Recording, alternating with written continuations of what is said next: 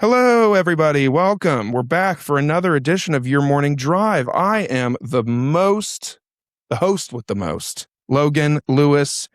Thank you for tuning in. Let's get started. We are recording today's episode from 216 Co-working, located in downtown Cartersville.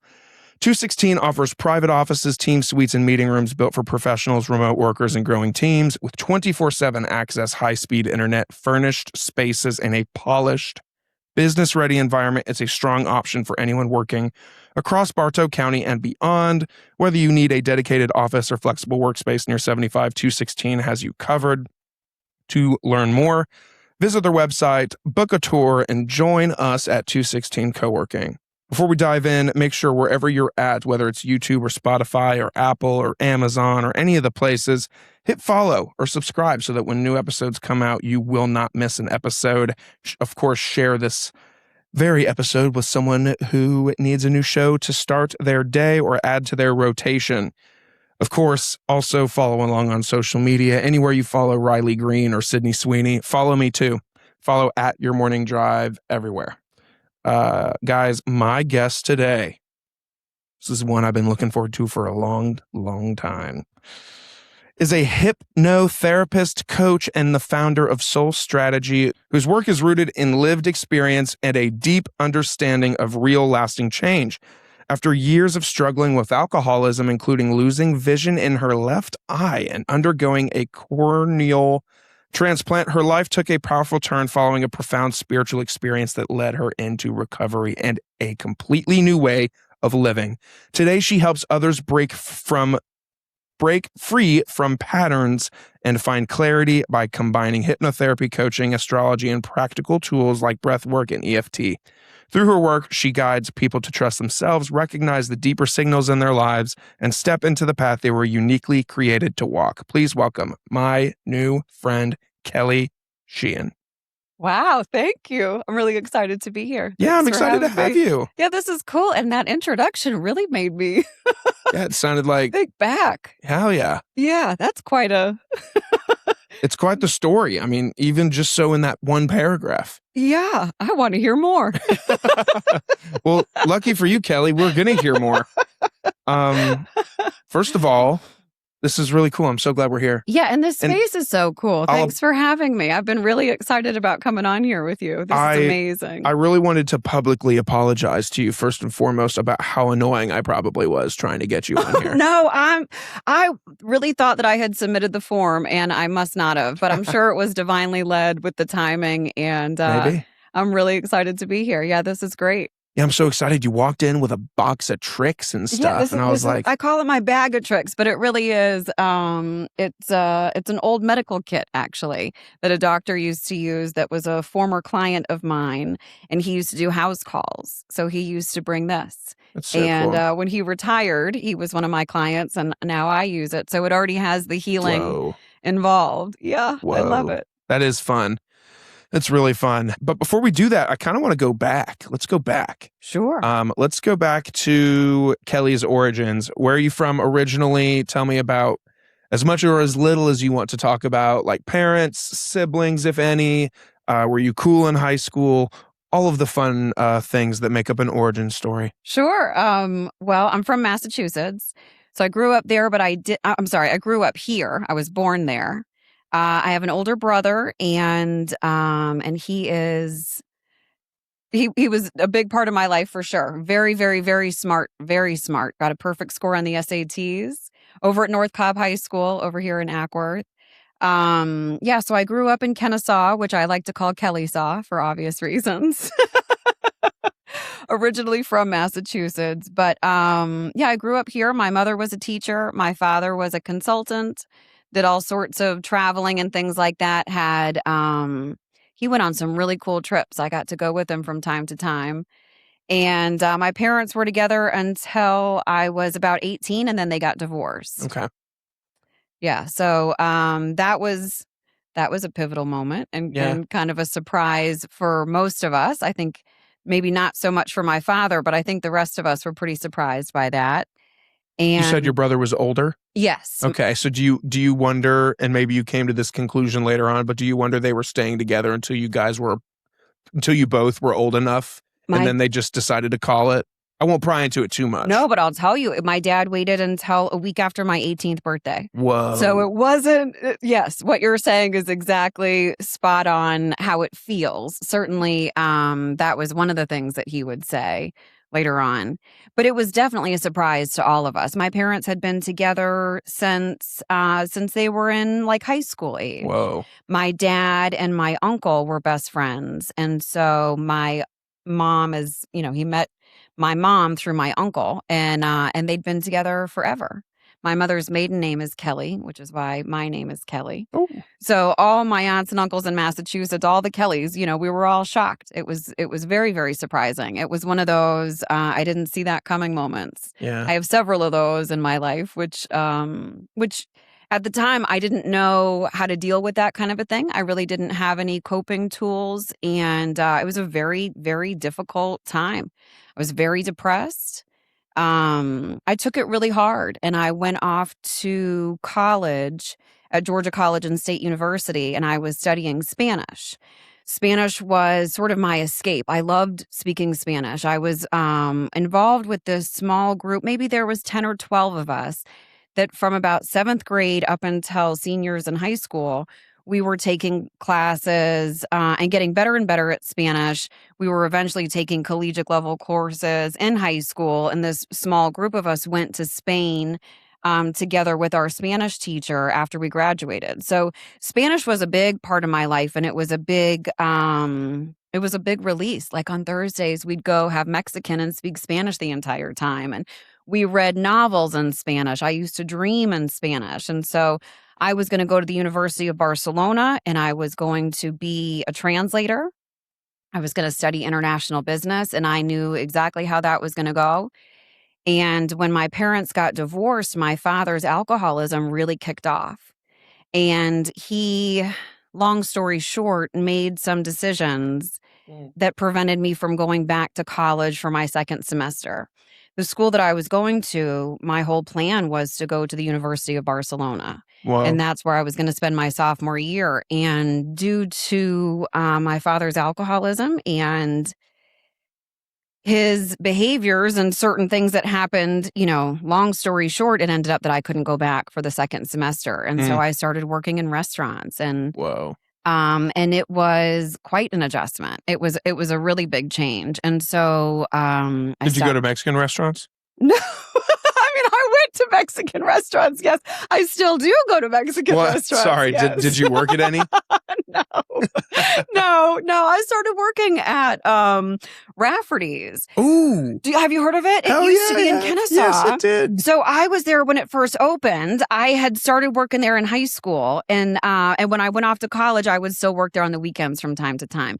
So when I came back home from school, I started working there again, and eventually I started opening different Rafferty's locations. So I went to Cookeville, Tennessee, and I would live there for a couple months and do all kinds of the crazy. Have you worked in restaurants? Oh yeah. That is a crazy lifestyle. Yeah. I mean, it's like 12, 14-hour days, 6 hours of partying, and then you're awake again. Yeah, and at that time, I really didn't drink, which is kind of funny. So I wasn't out drinking. I had a boyfriend that I thought I was wicked committed to. Of course. So I was good. I would go to work, and I would go to sleep, and I would go back to work the next day. Dang, I miss Rafferty's, dude. I loved Rafferty's. Yes. And then when I moved to Georgia was in like 2014. I worked at a Kroger for a couple of years, and then when my good buddy quit Kroger to work at Rafferty's. So then that's when my Rafferty's journey started. I never worked at Rafferty's, but like I would always just go and visit him, and he would sneak me croissants from the back or whatever. With the honey butter. With the honey butter. Did you like that hot bacon dressing? Yes. For some folks, that was a religion. Yeah. People freaking... And I loved that place. Yes. So when I heard they were leaving, I was like, bullshit. Like, oh, I know. So right? I haven't had it. Oh, no, that's a total lie. We went to, I forget where we went, but it was I think it might have been Chattanooga. I don't know. But we were on a drive somewhere, and there was a Rafferty's, and I was like, oh my God, and it was around dinner time. I was like, we're stopping. What do you get? What's your go-to? God, you might think I'm trashy, but I loved Rafferty's chicken tenders. I was They're going to say so fried good. chicken salad was I think most people's go-to because of those chicken tenders. The chicken tenders are so good. Who needs the lettuce? And it would say like you get like 7 of them or whatever, but they gave you like 15. Like they would just load them up on the plate. And the hand-cut fries too. They were often having to get rid of them. Oh my gosh. God, they're so good. The fries, they loaded them up. The honey mustard there too was good. Okay. I believe you on that. I think I had it. Yeah, their honey mustard there was good. Yeah. They had really good food. They must still exist. They do. I think that one in Athens is still there. Oh, yeah. You're right. Yeah, it is. One in Athens is there, I think. And the GM that was there when I worked there was so much fun. Do you remember their names? Chad Willard. Okay. His current wife is who I used to use as my fake ID. I was Jessica Vorsach. Did you look like her? Not at all. I think she's like 6 inches taller than me. Whoa. Yeah, I don't look anything like her at all, but I knew that I knew her address. I knew she was a Virgo. I knew, I had memorized all the things I would have asked. Whoa. Yeah. Yeah, but Rafferty's was fantastic. I love it. Just thinking about it makes me sad that it's not here. Oh, it was so good. Yeah. So I worked there for a while, but then I started working at Houston's. Okay. I don't even know what that is. Houston's. Okay, now I'm going to change your life. Where is it? Or was it? There's one on West Paces Ferry. There used to be one on Windy Hill. There used to be one on in Dunwoody, Peachtree, and what kind of food was it? Have you ever been to J. Christopher's? Yes. I'm sorry, J. Alexander's. No. Okay. J. Christopher's is the breakfast place, right? Sorry. Yeah, J. Alexander's is what I was thinking of. It's high-end steak. Okay. It's like $25 spinach and artichoke dip now. Oh, damn. When I worked there, it was more like maybe it was $16 or something. It's wicked expensive now. I'm sure it was back then. But it's like everything that they make to the nines. Like it's the best quality, it's the best cheese, it's the best product. They have the best wine list. It's high-end everything. We had celebrities all the time coming in there. It was amazing. Real quick, guys, I want to talk about the team that makes your morning drive possible. Hammerhead Creations is my marketing company right here in Cartersville, Georgia. And honestly, it's built for businesses exactly like yours. If you're a small business owner who knows you need to be showing up online, but just don't have the time, or you don't want to hire a full-time employee to handle it, that's where we come in. We're talking websites, social media management, email marketing, and yes, podcasts. Whatever it takes to keep your brand visible and moving forward. We've worked with businesses all across Georgia and beyond, and I'd love to see what we can do for you. So go to hammerheadcreations.com to learn more, or shoot me an email at logan@hammerheadcreations.com. Let's get to work so that you too can swim with the big sharks. Oh, Lennox. That's the one I didn't mention. I worked at that one too. Wow. So Lennox and Windy Hill are the ones that I worked at. And that was amazing. Now that is when I started to drink. The Long Island iced teas at Rafferty's weren't doing it for me. But I mean, let me be clear. I was still drinking them, but not alcoholically at that time. Yeah. At that time I drank, and sometimes I didn't. Yeah. I was so excited because I could get us into my roommates and I was 20 at the time, and we lived right off Barrett Parkway across the street from Rafferty's because we all worked there. Danger. All three of us. Oh my gosh, it was so much fun. And we would go to Cowboys. Cowboys used to be a thing. God. And if you went on Thursday night, you could they get had in, the balloons, and the balloons would fall. Well, I would go to the back, and I spoke Spanish, and I would convince them to let us go in. We would tell everybody it was our birthday. They would all buy us shots. We would all it was crazy fun. It was crazy fun. I have some crazy memories from Cowboys. Good God. Yeah. Yeah, Thursday night was college night or whatever, and you could get in. Ladies' night. When I was a kid, it was ladies' night. Well, we're a few years apart. We are. So you're significantly younger than me. Maybe not significant. I just turned 30. How old am I? I'm 44. Oh, okay. So not that bad. Yeah. When 2014, 2015-ish time, Thursday night was under 21 night.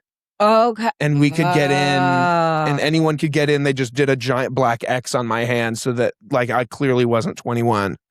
And they'd slip your ID into the big little book binder or whatever, even though I wasn't of age. They just took it. I think it was just like a Well, thinking back, I don't know why they took it. They I had took to your ID when you walked in? They took it. They put it in Until like you left? basically, yeah. They put it in like a Pokemon Pokemon or I know a what you baseball mean. card thing where all the IDs would go. It was weird. Like a lot of the BNI groups do like the business cards in them or whatever. Yeah. Yeah, I don't know why they kept it looking back because it's not like I was drinking. I don't know. Who knows? Yeah. But either way, yeah, that was fun. That was fun. Yeah. That's when I learned how to like dance with girls. Yeah. Oh, and you were sober. Yeah. Did you? You So it didn't was so sneak hard. drinks in or anything? No, because I was an idiot and didn't think like that. I'm not saying I should have had a flask or I'm something. not saying you should have. But even then, I feel like they patted us down too. I don't know. Maybe it was like, shit, I don't know. I don't know either. Yeah, know. that's wild. Did they have the balloons? No balloons. Okay, so we would go on Thursday nights because they had balloons filled with money, and only the women could go out on the dance floor, and they would drop the balloons. And if you had like heels on, you were like kicking, and you could get the money. Yo, and that's dope. People were watching the women on the floor. Was it like singles or would they throw like 20s in there or something? Sometimes there was no money. Sometimes it was a 5. Sometimes it was like a quarter. I forget. And they would tell you like, we're about to drop X amount of I forget what they would claim that it was. That's crazy. None of us could count that high at that point anyway, And if you could, you were half lit, so you couldn't count that high. Exactly. Whatever. Yeah. That's But cool. It was fun. Yeah. And then that was the money for the weekend. I haven't thought about cowboys in a long time. Yeah, that was a while ago. There was a bull in there too. Yes. Did you ride the bull? Oh, sure.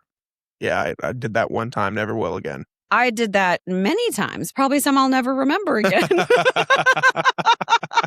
Yes. I definitely participated in that. I had a good time at Cowboys. I went to Cowboys once with, oh God, I should clip this and send it to him, but I haven't spoken to him in years. A buddy of we would just like, when we were in college, like we would just like on our Snapchat stories, we would follow all these random people from KSU and we would just look for people like posting where parties were going on, and then we would message and ask for the address. Yeah. And so one night someone was like, Electric Cowboys, it's going down tonight. And we were like, what does that mean? So we went, and it was like this crazy blowout party, probably in the top 10 drunkest I've ever been in my entire life. Okay. Was that night at Cowboys, and it was fantastic. But was it called Electric Cowboy when you went? Shit, I don't know what it was called. I just knew it was the big ass building behind Waffle House. Is it behind a Waffle House? There's a Waffle House right there. Yes. The Hooters too. I think of it as being near Hooters. Yeah. But you're right. There is a Waffle House over there. Love that Hooters too. Shouts to them. Shout out to Hooters. What a lovely place. But yeah, fun fact for you about Cowboys. Famous musician. His first gig was at Electric Cowboys. Guess who? Jason Aldean. Close. Okay. Blake Shelton. I wasn't going to guess that. Wow. Yeah. Oh, that's cool. Kennesaw State did one time, and I don't know why they never brought it back, but they did this like Shaky Knees kind of thing, but it was called Shaky Boots, and it was a country festival. Yeah. And they haven't done it since for whatever reason, and Blake Shelton was one of the headlining acts. Oh, and he was just like, man, my first gig was right down the street at the Electric Cowboys. And at that time, it was still there. But now it's not there anymore. It's those apartments. Which I think it's old folks' homes. Oh, is it? That's what I've heard. I might be wrong. Think of all the grinding going on in Electric Cowboys back in the day. Now it's just old people grinding their teeth. But I bet it's the same ones that used to be dancing in there. Oh, true. You see what I'm saying? Some of those folks maybe just like, we got right back to where we belong. Yeah, exactly. Like they never left. Whoa, okay. So many great things already. Rafferty's and Cowboys. What a fucking ride. Yeah, craziness. But anyway, let's proceed. What next? So, I guess that's a good question. So you started after you left Rafferty's and you started working at this other place. Houston. That's when the drinking really kicked in. Houston's that's when the drinking started. That's when I got my first that's when the drinking started to be a problem. And were you just drinking because it was a good time, or were you like coping or anything? Like, I think I was drinking because it was what I did. It was what I knew to do. You were just like on Fridays, Saturdays, and Sundays we drink, and then that just bled into other days too. Probably not yet. Okay. And I think I probably wasn't on that kind of a schedule because I was working at a restaurant. True. So restaurant life, every night is your weekend and every night is your weekday. And so it's just what you're going to make of it. Yeah. You just do what you can with the schedule you have. But the drinking became something that looked fancier. It was fancier glasses. I thought I was doing this classy thing, a couple cocktails, and I had confidence. Mm-hmm. I knew everything. I knew how to handle all the things. I could be in this fancy environment that I wasn't really used to. Rafferty's was much more my speed. Houston's was much more it was higher end, and higher end was intimidating sometimes. And so a couple cocktails and I knew everything. And after a couple cocktails, I wanted a couple more. Mm-hmm. And so that started to begin. So I had my first, pretty extreme consequence, which was I got a DUI. And at that point, I kept that a secret from most people. I did the things that you do. And back then it was like 40 hours of community service. Everybody that worked at Houston's where I worked, we would all go to the same lawyer for our DUIs. Like we all knew. Oh my God, you all had a DUI lawyer. Melvin, yes. Wow. And so I went to Melvin. And so Melvin took care of it the way that he would take care of things, and it sort of just got swept under the rug. I had to pay fees and fines, and I probably had to go to DUI school then too. I've been many times. But that might have been my first time in that particular class. By now I could teach it. But that was my first of what ended up being 4 DUIs. Whoa. Yes, 4 DUIs. So, but yeah, that was the first one. And then I didn't get another one for quite some time. What ended up happening was I started working at an even higher end restaurant. I started working at New York Prime, which is over by the Ritz-Carlton in Atlanta. And that was a great job. People there were fantastic. The bottles of wine were like $12,000 for this one particular. There was a 1944 Rothschild, if I remember correctly. And people would buy them. People would buy a $12,000 bottle of wine. And I don't mean often. Yeah. But it happened. It happened, which is why they had it. Damn, what's the tip looking like on that bill for $19,000? Can you imagine? And I remember, oh yeah. And were people good tippers too? Like you were getting your money? Well, I was the reservationist. Ooh. And so as the reservationist, I was taking the reservations. I knew who was coming in. I started to know, I kind of knew exactly how much money was coming in the sense of who was making reservations and how that was going. And I started dating one of the managers. And so then I married that manager. Oh. And which meant that I got to go up there, and now I think I'm fancy and I'm drinking wine and I'm sitting at the bar drinking the fancy bottles of wine because I'm the manager's wife. And so they're giving me even more. And and that's not I'm not trying to blame anybody else. No, I'm saying 100% on me. But yeah, I thought that I was very, very fancy, very classy, and that I was handling things well. And, that was not the case. So as things continued going on, my husband, I wasn't healthy. I think it would be fair to say that he probably wasn't healthy either. And we had a relationship that reflected that. So things got pretty difficult. And at one point, he had some sort of a business trip that he was going on and needed things to look like we were happily married. And so I went on this business trip with him, and it was a beautiful trip. It was a cruise, and we went on a cruise to the Bahamas and all this, but it was with the company. And so we had to look like this great couple. Yeah. And while we were gone, my father, who I love very much, despite the relationship and the battles that we had from time to time, he found out that he had lung cancer and that he needed to have surgery. And so he had told me he was going to wait until I came back from this trip before he had this surgery. And he didn't. He had the surgery while I was gone. And on a cruise, at least back then, there was no cell reception. I have not been on a cruise since, so I don't know. But there was no cell reception, and so I couldn't get in touch with his, at the time, wife And I think it would be safe to say that neither one of us are large fans of each other. So she's not going out of her way to communicate with me, most likely. And it's probably very difficult to communicate with me because I'm on this ship. And by the time we dock, I find out that that things weren't going well with the surgery.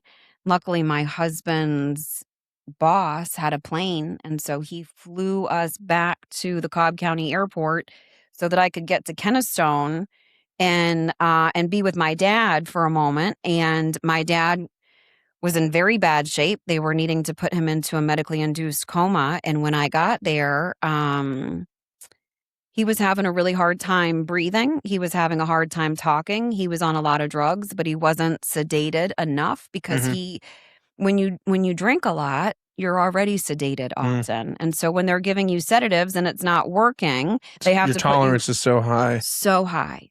So they had to put him in a medically induced coma so that they could do to him what needed to be done. But now he's withdrawing from alcohol. Oh, God. Which causes all sorts of other troubles. And so he went into a coma, and he was in a coma for a couple weeks, and then he passed away. Oh, I'm sorry. And thank you. And that was in 2010, and that was devastating. That is when I know for sure that my alcoholism absolutely jump-started and was that was my coping skill. I could not deal with the fact that my father had died. I had never dealt with any sort of loss like that other than, honestly, my parents' divorce felt like that kind of loss and grief. Now with the same man that I love so much, I'm going through it again, and I have absolutely no coping tools, none, and other than Kendall Jackson. And so I drank a lot of Chardonnay thinking that I was all sorts of fantastic and that I could deal with it this way. And so I did that. My husband at the time moved to Florida. We got divorced, and I found this super cute house on Craigslist that it was in Chattanooga though. And it was super cute, and it looked like a dollhouse. And I was like, this is so cute. And I drove up one day with I had a pug at the time. I drove up and looked at the house, and I was like, I love this house and I want to rent it. And she said to me, where do you work? And I said, I work at Houston's off Lenox Road in Atlanta. And, long story short, I quit my job and moved to Chattanooga where I knew nobody. And so I started coping there. I got a job at J. Alexander's, which was similar to Houston's. Yeah. And I lost that job because of my drinking. I got a DUI while I was up there. And at the time that I got the DUI, my pug was in the car with me. And she was wearing a hand-knit Argyle turtleneck sweater. She's in the car with me, and they pull me over for this DUI. And I was drunk. Yeah. I was definitely drunk. I got the DUI, and the officer was so kind. I kept saying, like, well, what about my dog? She didn't do anything. And they said, well, she's going to have to go with the Humane Society. And I'm like, but she didn't even drive drunk. Like, she's not even drunk. And I can remember talking to this officer about how she's not drunk. And the officer let me wait with her until somebody from the Humane Society came to pick her up on the side of the road. Whoa. He had me blow in the breathalyzer, and I blew a 0.43. 0.08 is a DUI. 0.43, he thought. So you weren't drunk. You were fucking hammered. Beyond. Sorry for the language, but like Absolutely. You were hammered. Beyond. Oh my God. And that officer stayed with me. I guess I can say it now because this has been like quite a while ago. But he said to me, don't blow into the breathalyzer when we get to the station. Like, say no. You can say no. Because I kept blowing a 0.43 into the breathalyzer on the scene. And so he thought it was like broken. So it was like, there's no way she's this hammered. And he stayed until my parents came to bail me out. And when they came to bail me out, that was when they found out it was my second DUI. They thought they were bailing their daughter out for the first my mother and stepfather. Yes, okay. My biological father had passed. Yeah. And so my mom and stepdad are coming to bail me out thinking it's her first DUI. They're bailing me out. No, it's my second DUI, and she's blowing a .43. And this officer stayed and said she was bargaining with me. She was polite.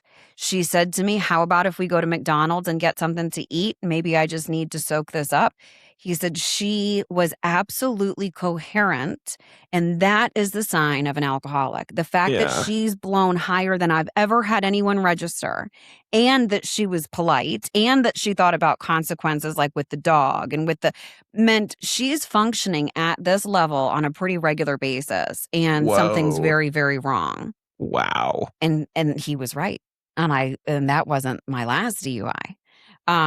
So it was my last DUI for a while. Is that the highest you've ever blown? I didn't blow again. Okay. Who knows? I really don't know. I wouldn't be surprised either way. My drinking was insane. And what was you? I'm sorry, I'm not trying to put you back in those shoes. No, it's fine. Because I know how that can be, but like, what was your go? Like, Or were you just binge drinking anything? At the time, it was Chardonnay, and I would really, really, really. So you were hammering wine? Hammered. Oh, hammering God, that on a makes regular my tummy basis. hurt. Yes. Well, wait, it gets worse. That was when times were good. That was when I was still classy and I could have a job and things like that. Yeah. Eventually, I became unemployable, and I was a mouthwash drinking drunk. That was all. 100%. 100%. I drank mouthwash. And I drank mouthwash not once. I drank mouthwash on a regular basis because that was all I could afford, because the alcohol content in mouthwash is higher than it was in that Chardonnay that I was drinking. And because I was drinking that, people didn't think that I was drunk. I smelled minty fresh. Are you kidding me? I don't smell like a winery. Whoa, dude. Friend. Dude. Yes. That is so fucking crazy. No offense. No, it is. This is crazy. Crazy. Which is how I developed an ulcer in my cornea, which is when it burst and it went through all 5 layers and I went blind in my left eye. What? That was in January of 2014. And at that point, I had 4 DUIs. And if you have 4 DUIs, what's a 5th? I mean, I don't know. And if your brain is saturated in mouthwash, if your brain is saturated in this alcohol and this poison, you don't think through consequences well. And I didn't care the difference between a 4th or a 5th. And I promise you, that is why it was necessary for me to go blind. Listen. Once I went blind, I stopped driving. Not drinking, driving. I'm over here. There's alcohol in mouthwash? Yes. Hand sanitizer. Like, I can just go buy mouthwash that has alcohol in it? All of it does, unless you buy alcohol free. So why isn't the alcoholic mouthwash behind a case? Exactly. And that's what I would tell myself. I was saying to myself, anybody could purchase this. A 10-year-old could go buy that and get hammered. Yes. Yes. Yet we lock up condoms. Seriously. But I think that's because they're easy to steal. It's tough to steal a huge bottle of mouth the way I was drinking it. It would be tough to steal that. Yeah, but what's a bottle of mouthwash cost? $4.19? I don't know anymore. I don't buy it. Back in the day, though. Back in the day, it was significantly cheaper than like Crest mouthwash has alcohol? Absolutely. More so. A bottle of mouthwash has more alcohol in it than a bottle of Chardonnay. People in my life are going to text me when they hear this and they're going to be like, you moron, you didn't know there was alcohol. No, I didn't. Well, I think they might say to you, do you think she was serious that she really drank mouthwash? That's what I get more than anything. Really? People are like, well, you were hammering mouthwash. That's insane. And it says on the mouthwash bottle, not for consumption. It says don't drink this. It says it all over the place. Did your throat, did you get acid reflux? I vomited all the time. I weighed 94 pounds. I was in the hospital several times because I didn't have enough potassium to beat my own heart. So I would have to spend, I'll show you a picture, but I would have to spend 2 and 3 days at the hospital at a time for them and then I would go home and drink again. Because I could not stop. I could not stop. It wasn't even something that I was considering. It's not like I was saying to myself, I got to stop. This is enough. No. It never crossed your mind. I was saying to anybody could buy this. Anybody could buy this. You're like, when am I going to like almost like you got something to do. Like, when am I going to get out of this so I can go drink later? I didn't have anything to do, Logan. Nobody. Well, I mean, like you're in the hospital and you're like, when am I going to get out of here so I can go home and drink more mouthwash? Well, of course. Jesus. Yes. Yes. Absolutely. 100%. Alcoholism and alcohol ran my life. And all that I could afford was that at that time. And even that I really couldn't afford. I was unemployable. I had gotten fired from a restaurant because what I used to do is I would take a Gatorade bottle and I would fill it with mouthwash, look like green Gatorade. And so I was at a restaurant, 100% serious. Well, it's because you can't carry around a bottle of mouthwash because people will just be like, I'm sorry, are you a serial killer or something? Which would be a good question. Yeah. So I'm sorry. I'm not trying to make light of your situation. I'm just flabbergasted at the mouthwash thing. Like, if there's anything I'm going to take away from this today, it's that the mouthwash has alcohol in it. Yes. Well, and don't drink it, by the way, Logan. I kind of want to try. No, don't. It even says on the bottle, don't. I'm not going to. I'm not going to. So, okay, I'm sorry. I don't want to get hung up. Last question about the mouthwash. You're allowed to ask questions about it. I mean, I deal with women in recovery on a regular basis, and I talk about this quite openly. So. Okay, sorry, people listening. Last question about the mouthwash. At what point did it become apparent to you that you could drink mouthwash? Like, in that way, like the binge drinking of it? Okay. Like, so when were you like, oh, so this is an option for me? I was at a restaurant that I was working at when I lived in Chattanooga briefly.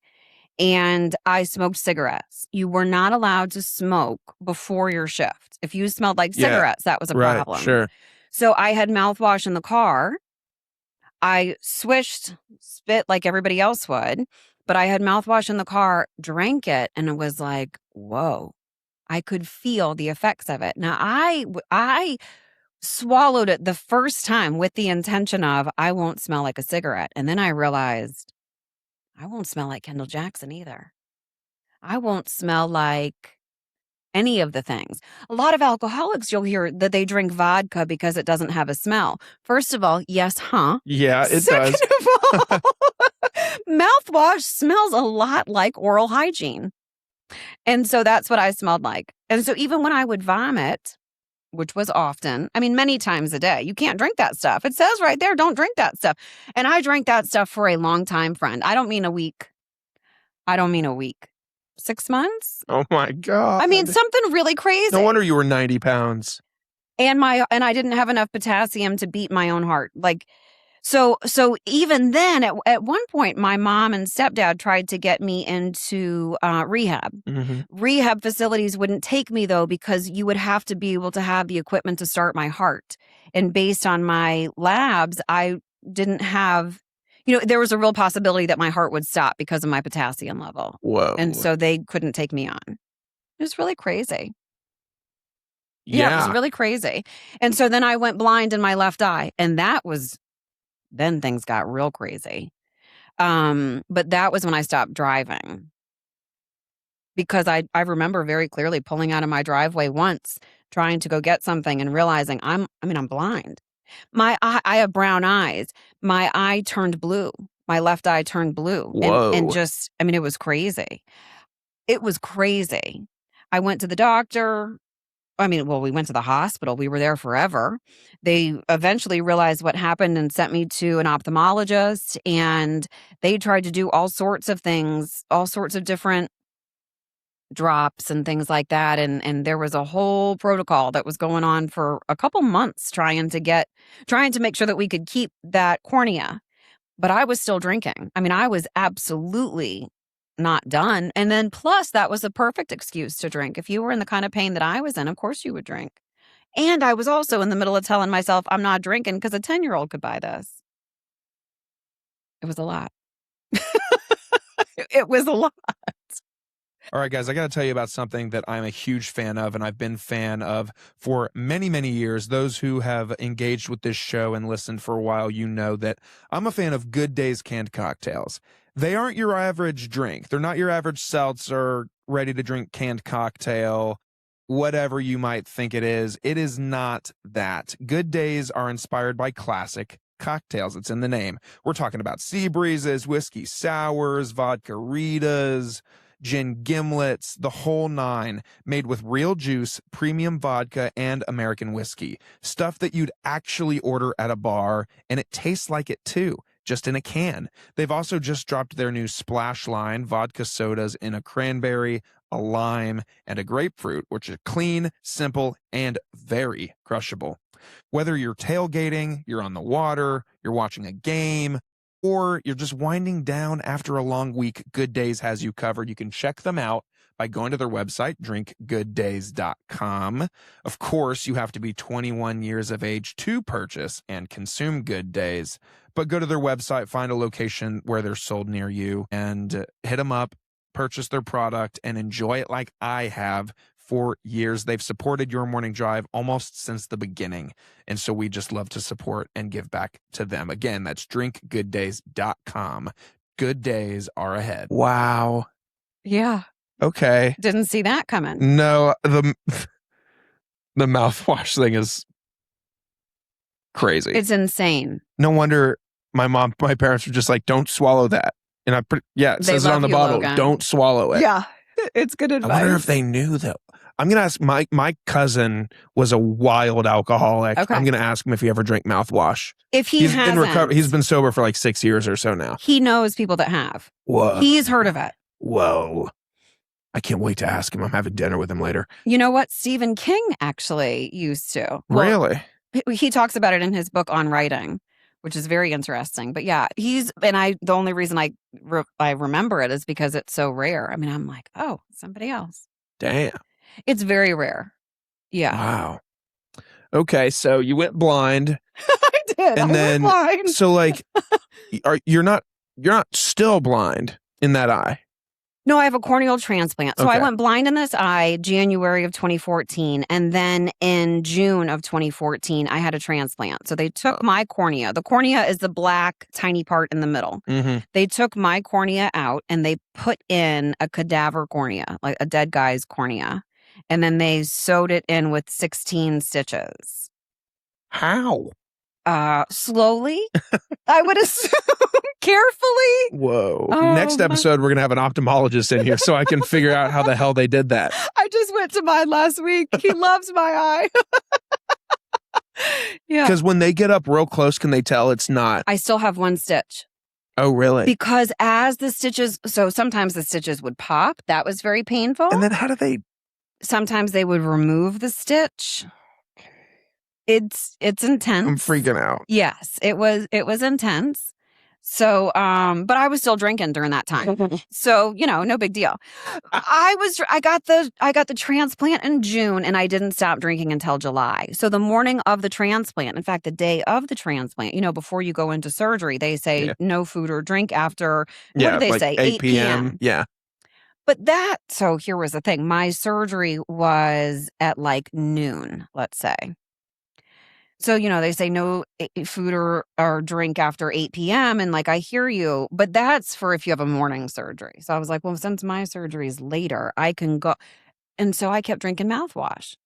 And I drank truly, to the point where when I went to get the surgery, I was terrified that they were going to say, your stomach isn't empty.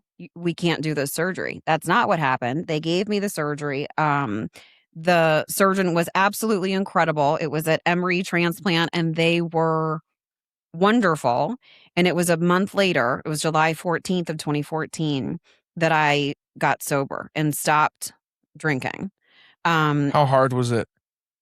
Well, my mom and stepdad had a condo in St. Simon's, and my mom said, I want to go to St. Simon's to this condo that we purchased, but I'm afraid to go out of town because I'm afraid you're going to die. And were you like living with them? Or were you still on your own throughout all of this? Oh, I had a place. Okay. But I couldn't drive. Yeah. So if my mom brought me to her place, I was there until I could somehow get back to my place. Yeah. And she wasn't bringing me back because she knew that at my place there was nothing but bad news going on. Yeah, there's nothing but bottles and bottles of mouthwash. But she didn't know that. She knew something was very wrong, but didn't know that. Whoa. I think nobody would have predicted that. No. I don't think that there is any world in which anybody was like, I bet she's drinking mouthwash. No, I don't think any of us. No one was ever asking why your breath smelled so good, though. Well, but I would say, I just threw up. Everybody knew I threw up all the time because I was so sick. So I would throw up. Well, why do you smell like mouthwash? Because I just threw up, of course. Trying to drown out the smell of vomit. Yeah. Whoa. It was a terrible cycle. So my mom wanted to go out of town, and she said she was afraid that if she went out of town, I would die while she was gone. And I wanted her to know that, of course, I was going to die, and she's got to be able to go to the condo. So I said, I'll go to Ridgeview for the weekend. What's Ridgeview? Ridgeview is a rehab facility on South Cobb Drive. Oh, yeah. And it's for eating disorders, drug and alcohol situations, depression, mental health. And so I went there and told them, I've got 4 DUIs, went blind in my left eye, I'm drinking mouthwash, I think I need some help. And they said, actually, you're good. According to you don't belong here. And I'm like, these people are crazy. Yeah, because I definitely need to be here. So I went back on Tuesday and I said, so when I left here yesterday, I went home and I drank mouthwash until I passed out. And I think I belong here. And they're like, actually, I think you're good. So I went back on Wednesday and I said on Monday and on Tuesday when I left here, I went home and I drank mouthwash again. And I have 4 DUIs. And I think I need some help. And they were like, we think you're good. So I went back on Thursday. I said, I want to speak to somebody in your billing department because I met all my medical deductibles when I had this corneal transplant, and you offer a service and I want the service, and you have to take my insurance. Yeah. You have to take their money. Yeah. And they said, okay. And I was like, shit, I'm in rehab. Oh God. I was terrified. But they approved me for half-day IOP, intensive outpatient program from 9 a.m. to 11:30. That's what they thought I needed. And so I went in and my case manager was like, I was 90-something pounds. I had been in terrible relationships where I was in relationships with people that liked me about as much as I liked me, which wasn't much. And so they were treating me. So you were still dating and shit throughout all of the mouthwash? Dating. I don't know that I would call it dating. I'll say I had a boyfriend. Yeah. Who my favorite quality about him to this day is that he had electricity. I wasn't paying my electric bill.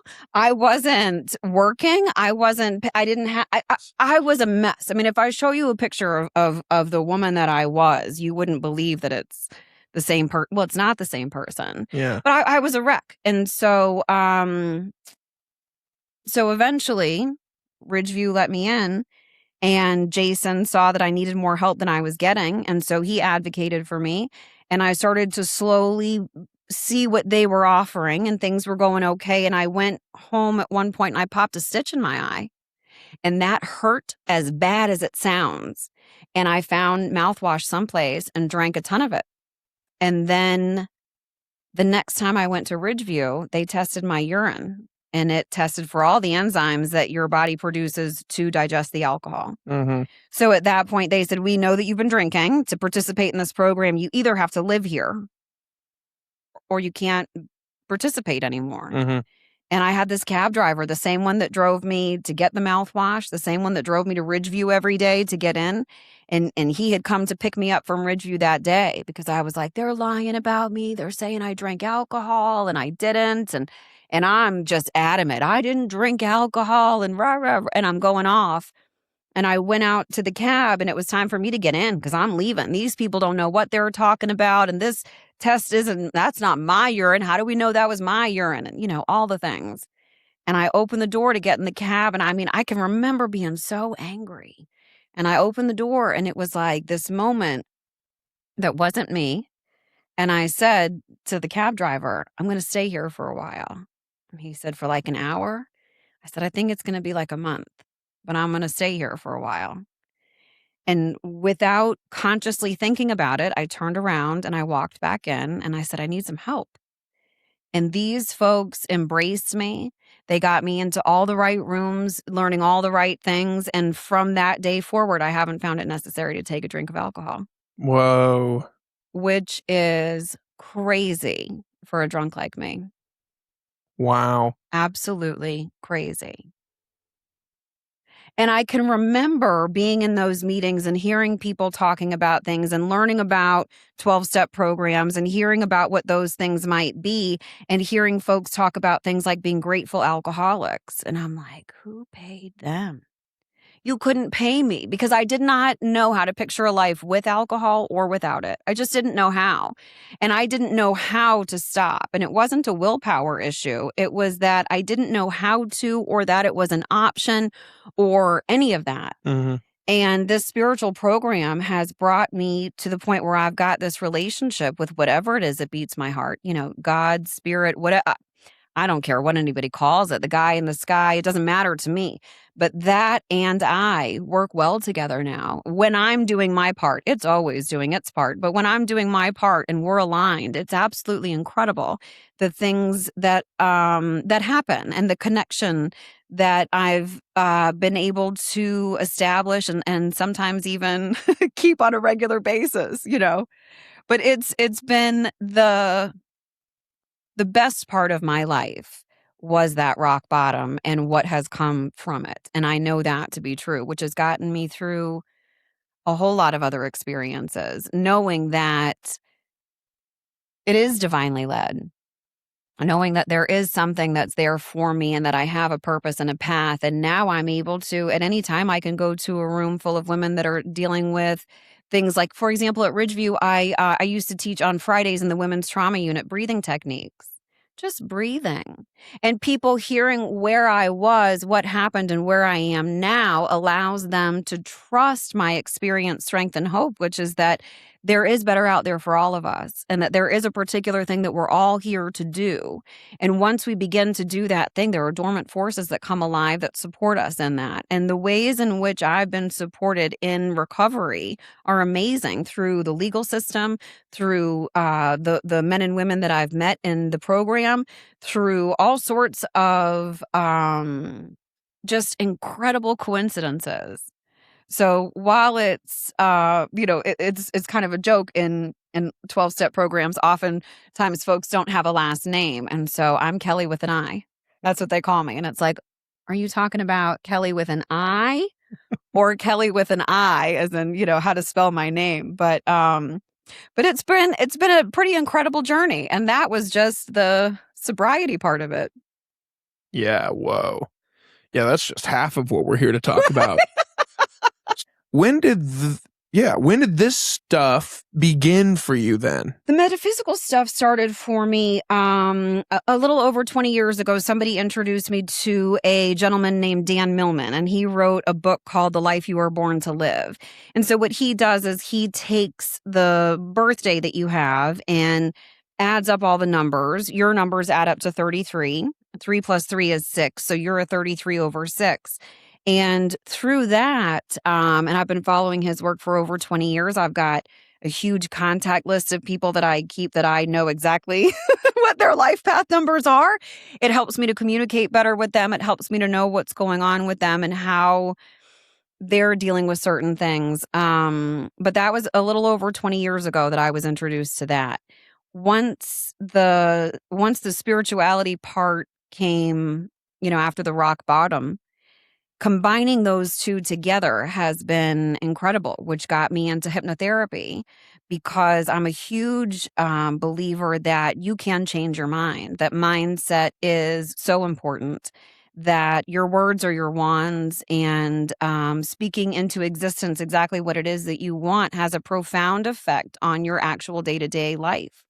So I help people with affirmations. I help people to recognize patterns that they're going through, that they're experiencing, and then recognize that that is specific to them in certain ways.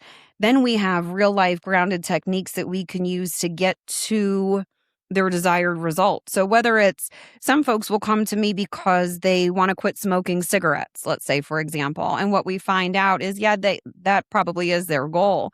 But when we go into why are they smoking cigarettes, we find that they're trying to put a barrier between them and other people because of a deep-rooted fear that they have that they haven't necessarily been able to verbalize. And once we give it language, then we can come up with what it is that we want to do with it. there's two sides to every coin. And so things that are our superpower are also things that people it can be our detriment as well. Sure. So I help people to recognize when they're in their power and when they're in their detriment, and how more often they can be aligned with the life that they're supposed to live so that they do the thing that they're here to do. I want them to do that thing. I believe in their ability to do that thing. Sure. And so then like what are those right there? Like, what is that? Oh, these are my cards. So this is a little scratch off that has an affirmation on it that people, so before I leave, I'll let you pick one of these. And then at some point you'll scratch that off. It'll either be today, or maybe there'll be a different day that you're like, oh, let me just see what's that message.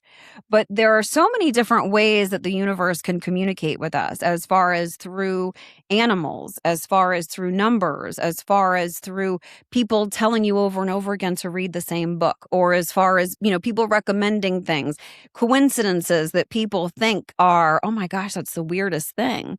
The more that we start to pay attention to those things, and I help people translate. So I am a translator. It's just that I'm translating energy. I'm translating signs. I'm translating what it is that's coming up around that person and how the universe is expressing certain things to them.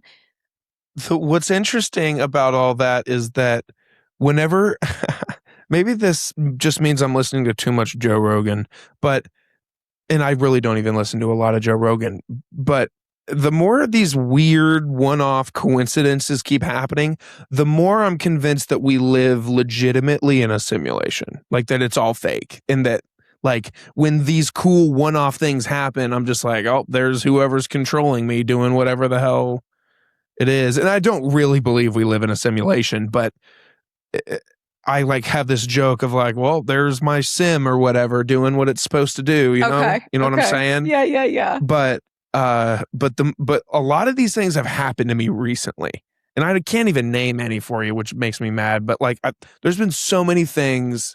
Like deja vu is a perfect example. Like I had it this morning, to where like I was typing something. I was typing an email up this morning, and like in the moment, I was like, oh, I've typed this email before.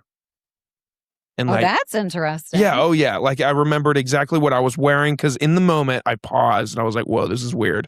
And I was wearing that blue like slip-on jacket, and I was like, okay, I was wearing blue. I was in this coffee shop in this dimly lit room typing this email to this person. It's like, I've absolutely done this before. That is interesting. It was so weird. Now, you in particular, you're a 33-6. Your numbers add up to 33. Okay. So you're a 3 over 3. I'm sorry, 33. 3 plus 3 is 6. So you've got the numerator and the denominator. Your numerator is the 33. And where did you get those numbers? 4, 4, Yeah. 1, 9, 9, 6 equals 33. Okay. 3 plus 3 equals 6. So here's the thing about threes, is it's keeping in mind that there's two sides to every coin. It's their superpower, and it's something that often, especially in men, they can feel almost embarrassed about. But they have a sensitivity. Threes have a sensitivity. I don't mean cry at Hallmark, although there's nothing wrong with that. I am a big crier, though. Okay. And that's part of it, but that's not necessarily it. But you have a heightened awareness in the sense that you can walk into a Starbucks, a coffee shop, and you can see people not hear a single thing that they've said and go, well, that date's not going well, or like, that guy's getting fired. You can tell what sort of a conversation is going on. Mm-hmm. Threes can pick up vibes more. They're affected often by textures. Sometimes they don't like to have sleeves. Sometimes they need sleeves. They have certain textures that affect them in certain ways. Taste is a certain thing. It can bring up memories more than it would for the average bear. But for threes, there's a certain sensitivity that they have to things that comes with a level of self-doubt, because they'll pick up on things, and their parent, their guardian, whomever it is, maybe with the best of intentions, maybe with the worst of intentions, but will tell them that they're wrong. So when they're a kid, they'll say to somebody like, Mom, what's wrong? Their mother might be dealing with something that a child doesn't need to know about. And so maybe they'll say, nothing, everything's fine, Logan, I'm good, everything's fine. And little Logan thinks, oh gosh, I was wrong. I thought I was picking up on something there, but I'm wrong. Because they believe that parent. So as an adult, they have these looping thoughts. And there's this self-doubt and there's this replaying certain things. Now, you've got 2 of those. You've got 2 3s, which means that there's a whole lot of that even heightened.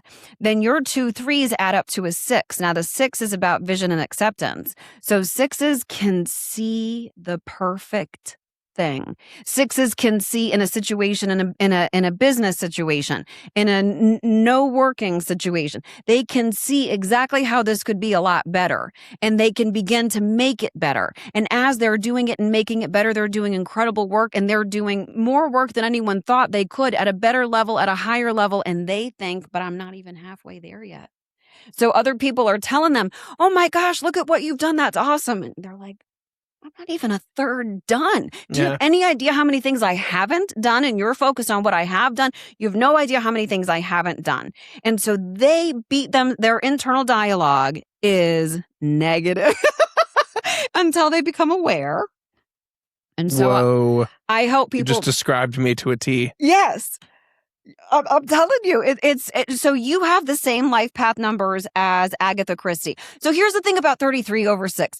All right, guys, I got to tell you about something that I'm a huge fan of, and I've been fan of for many, many years. Those who have engaged with this show and listened for a while, you know that I'm a fan of Good Days canned cocktails. They aren't your average drink. They're not your average seltzer, ready-to-drink canned cocktail, whatever you might think it is. It is not that. Good Days are inspired by classic cocktails. It's in the name. We're talking about sea breezes, whiskey sours, vodka ritas, gin gimlets, the whole 9, made with real juice, premium vodka, and American whiskey. Stuff that you'd actually order at a bar, and it tastes like it too, just in a can. They've also just dropped their new Splash line, vodka sodas in a cranberry, a lime, and a grapefruit, which are clean, simple, and very crushable. Whether you're tailgating, you're on the water, you're watching a game, or you're just winding down after a long week, Good Days has you covered. You can check them out by going to their website, drinkgooddays.com. Of course, you have to be 21 years of age to purchase and consume Good Days, but go to their website, find a location where they're sold near you, and hit them up, purchase their product, and enjoy it like I have for years. They've supported Your Morning Drive almost since the beginning, and so we just love to support and give back to them. Again, that's drinkgooddays.com. Good days are ahead. The 3 needs to express. They're here to express. They have to express. And when they express, it's either through writing, through dance, through some sort of creative thing. And when they do that, they can lose themselves in it. And I bet you'll know what I'm talking about when it's almost like Joseph Murphy talks about the dormant forces that come alive, the invisible hands that can sometimes write the article, the words that sometimes when you're doing a podcast with somebody or some sort of speaking event, it wasn't that you thought of those words. It was that those words came through you, and you begin to be inspired in spirit, and spirit begins to do things through you. You become the conduit. And that's what my life path numbers are. I'm a 28/10. The 2 is about cooperation and balance, meaning I way wicked overdo things and other things I don't start. The 8 is about authority and abundance. I will tell you, anybody that I meet with an 8, I'm like, let me see your mugshot, because we have been arrested. I've got more mugshots than cavities, friend. I haven't gotten any recently. It's been Mugshots or cavities? mugshot. Both, actually. Thank you for pointing that. I wonder if that goes together. Since I've been drinking. Since I haven't been drinking, I've been a lot better with the whole oral hygiene, believe it or not. and that's ironic because she hasn't touched mouthwash in a while either. Not at all. No, I really don't. Wow. So, so 28/10 is the 8 is about authority and abundance. The 1 is about creativity, and the 0 is about the connection and the ways in which, my constant prayer is, where would you have me go? What would you have me do? What would you have me say when I'm available for that? Do you know what I mean? If I'm out in the cabin in the woods, I'm not doing any of that. But when I'm with a client, when I'm with women in recovery, when I'm dealing with anybody who's got some sort of an issue that I'm trying to be helpful with, that's my thought. Where would you have me go? What would you have me do? What would you have me say? And I'm amazed at how often I'm able to communicate something that I had not thought of because it was not my words. I just happened to be the vessel that they came through. Whoa. It's cool stuff. I've said whoa a few times, but it's because you described me just a minute ago to a T. Like, all I fish for is validation, but then when I get it, I'm like, I'm not that great. And they don't know the rest of the story. Yeah. They only know that part. Yeah. That's why they're wrong. Yeah. Yeah. Wow. Yeah, literally, like, oh, you see this one thing I do, but like, think of all the things that I have in this notebook of things I want to do, but I haven't. Yes. Like, I focus more on that rather than the wins that I do have. And now that you're aware of it, you can decide if that's serving you. Does that drive you to work harder? Does that drive you to speak to yourself like you're a POS? Does it, what does that do? And the fact of the matter is, it's different for different situations. So now that you're aware of it, you can, if you start speaking to yourself poorly, and I'll give you an affirmation before I go, affirmations are amazing. It is a way that you will interrupt the thought process. You choose a better feeling thought because you will feel better when you're thinking a better feeling thought. When you're thinking a worse feeling thought and you're in a low vibration area, you're going to attract low vibration things, and that's not your jam. That's not what you're here for. You're here to be vibing up here, inspired. When you're inspired, you attract more inspiration. When you're attracting the inspiration, then you're exactly doing the thing that you're supposed to be doing. Whoa. I know. So what's in your box of tricks? So, if you're good, you get to pick from the traveling treasure chest. Oh my God. In my office, I have a real deal Holyfield treasure chest. So this is my traveling one. You can't touch it yet. Okay. No worries.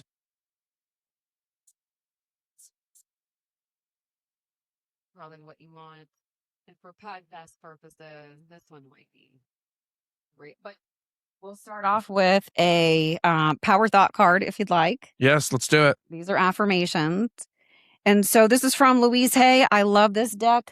I've had it for so long that I've taped it together. Yeah. I think I've had this one at least 9 years. Whoa. I love it. I love Louise Hay. She has Hay House Publishing. She's no longer physically focused, which means she's dead. All right. But all right. She's no longer fit. That's funny. I like because I don't believe, like, nobody's gone. They're not. You don't think so? And I don't know if I believe one way or the other. I'm just curious. Well, then I will help you to come up with some experiments that you can have. What I would love to learn these experiments. I have experienced things where I'm like, someone else is here. Yes. Energy, presence. Yes. Yeah. I don't know if it was energy or just a straight up spirit. Could be. Do you believe in spirits? I do. Okay. I do. Okay. 100%. What would you say to people who don't believe in spirits, who think that ghosts like aren't real I or believe whatever? them that they think that, and I believe that they have every right to believe that. Oh, for sure. And to think that. And I wouldn't try to change their mind. But they exist. I believe. Or do you think it's relative to specific people that can see them and feel them? I believe that they exist. Yeah. I've experienced enough to think that they exist. Yeah. But I also don't think that everybody needs to believe that. I think some people aren't ready to believe that. So don't believe that. Mm. And I think some people are very open to it. I know I've had experiences, like I do metaphysical fairs all the time with psychics and tarot cards, and I do tarot readings, and I do that kind of a thing. And I enjoy that. And I believe absolutely that messages can be brought through us and through all sorts of different tools. There are all kinds of tools that were being used way before we were around, like 1700s, 1800s. The things that they were using are relevant, like moon cycles and the day and the time and the sun, using the sun as something to tell the time versus us telling the sun what time it is with this daylight savings. And my wife would validate you, or you would validate her if she were here, because whenever I don't sleep well, she always runs outside and looks at the moon. It's a full moon. It's a full moon. Yes. And she's like, she's always been right. Yes, because things are coming to light. We're going to have 2 full moons this month, which means the second one is called a blue moon. You know how people will say once in a blue moon? Yeah. It's because it's 2 full moons in 1 calendar month. Huh. So that doesn't happen often. So that's why it's called once in a blue moon. Like that's where that saying comes from. Oh, that's fun. Neat? Yeah. That is fun. I like that. All right. So take a deep breath in through your nose. And let that out. And take in another slow, deep, soothing breath in through your nose, connecting with the part of yourself that knows that you're exactly where you're supposed to be doing all the things you're supposed to be doing, and hold it at the top just for a moment. And then release stress, doubt, anger, yakety schmackety, blah, blah, blah, anything that's not serving you. Okay. And it'll have two sides. What's the first side say? I love and approve of myself. That's perfect for you with the stinking thinking. Yeah, And what's the other side with the say? stinking thinking. Because This is you so do fun. have, it's a bad neighborhood between your ears. It is. It is a is. bad neighborhood. You say some tough things to yourself. I do. Yeah. I appreciate all that I do. I am good enough just as I am. I speak for myself. I ask for what I want. I claim my power. Isn't that perfect? It is. I mean, that truly is perfect for a 33-6. And all these other cards are about other things. Do you know what I mean? Whoa. But that is a good one for you to remember. And that I love and approve of myself is a good one for you to keep in mind when you get the stinking thinking. So you'll take a picture of that. Yeah. You'll keep that picture. And then later on today, when you're like, oh, how come I didn't? And it's some sort of negative thought about yourself, you'll replace it with that. I love and approve of myself. And then you'll be like, how am I supposed to remember that? You know? That is crazy. So you don't, here's the thing about the treasure chest. There are rules. Rules to the treasure chest. I'm just going to show you from afar. Okay. There are things in here. Okay. But when I bring it close to you, you don't look. Yeah, You don't choose. Right. It chooses you. Okay. Let's see. What'd you get? A key. Well, that's interesting. A key that I guess you could say that's a heart, but Okay. Maybe you're unlocking something. Maybe there's a door. Maybe there's you'll see. So you'll keep that in your left pocket at some point. So I get messages all the time from clients, from friends, and I typically have my travel and treasure chest with me, and my Louise Hay affirmation cards are my favorites. Those are my go-tos. But I get messages all the time from people where they're like, Kelly, I found my owl, or I found my, I'll tell you what else is in here. Just like a couple, I'll give you a couple ideas. Okay. Like this one says trust. Which that I can tell you right now, somebody with a 7 is going to pick. Oh, I can just tell. I can see it happening. Oh, and this is like a dolphin situation.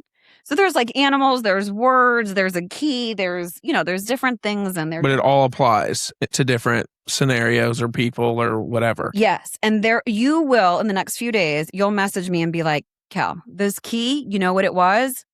And then it'll click. Something will click with you. That's so fun. And it might be that you're going to start unlocking this connection that you have, because you do have the connection. The thing about the 3s is they can tell. Excuse me. You can tell when you're doing when you're having a conversation. You can tell when the energy is shifted much more than the average bear. Like you probably have some friends that are just wicked unaware of all sorts of, and I bet it just gets under your skin. Oh yeah, because you can see the vibe changing. And they don't necessarily see that that's what's going on. But yeah, what you feel, you're not meant to question it. You're meant to trust your gut. Your intuition is way better than any tuition you would get from any sort of a school. Your intuition is spot on. And it's not just spot on, it's spot on twice. You've got the 3 twice. Yeah. I'm just built different, I guess. Yes. Well, I mean, we all are. Yeah. But you're the 33-6, that is a very powerful number as far as intuition. And it's a very powerful number as far as it being a bad neighborhood between your ears if you don't get it under control as far as speaking to yourself in a kind way. Yeah. Yeah. Wow. Isn't that wild? It is. Yes. Can I ask you a tough question? Sure. What would you say to people? Well, first of all, actually, before I even say that, what would your biggest critics say about you? Oh, that it's woo-woo and that I should be able to pick the lottery numbers, and how come I didn't see, and then they would name 9 events in my life. How come I didn't see that coming? And what kind of psychic am I to have not known about? And then they would say all sorts of things. So then what would you say in response to that? I don't think that that's my ideal client. I think that they have every right to believe that. And I'm not interested in convincing them to do anything differently. The thing about me is I'm like Glenda the Good Witch and Judge Judy. Not everybody is really supposed to be working with me, because I will tell people that it's time to pull their head out of their ass. And if they're not willing to take responsibility, I'm not the person to work with. Yeah. If they think that they're going to come to me, they've been smoking for 20 years, and they call me and say, I want you to make me a non-smoker in 6 sessions and just make it happen. That's not what happens. The first thing I do is I tell them, convince me that you don't want to smoke, because I don't want to put my name on you and have you continue to smoke. So we have to be working together. Yeah. If somebody doesn't believe, I believe them that they don't believe. Well, it's like going to a personal trainer at the gym and you're working on things together and you're killing it, but then you go home after a training session and eat 2 Big Macs. And I'm not in charge of that. That's not. No way. It's not. You're not working together at that point. Right. You're doing your part when you're together, but then once you separate, you can't go to the dentist, have them clean your teeth, and then expect things to be okay until the next time you go to the dentist, when you go home and you never brush your teeth or you never floss or whatever. Right. You're only doing one half of the equation, but you have to continue that afterwards. So my clients and I, we work together. And one of the things that I've learned about me just through enough life experience is I get emotionally attached. I am interested in the outcome, and I want them to succeed. And I do all sorts of my own weird rituals for them on the side, and in many, many ways visualize their success. And I'm invested. I'm only doing that with somebody who's also invested. And if they're not, I believe them. And I don't think that they should change their mind until they change their mind.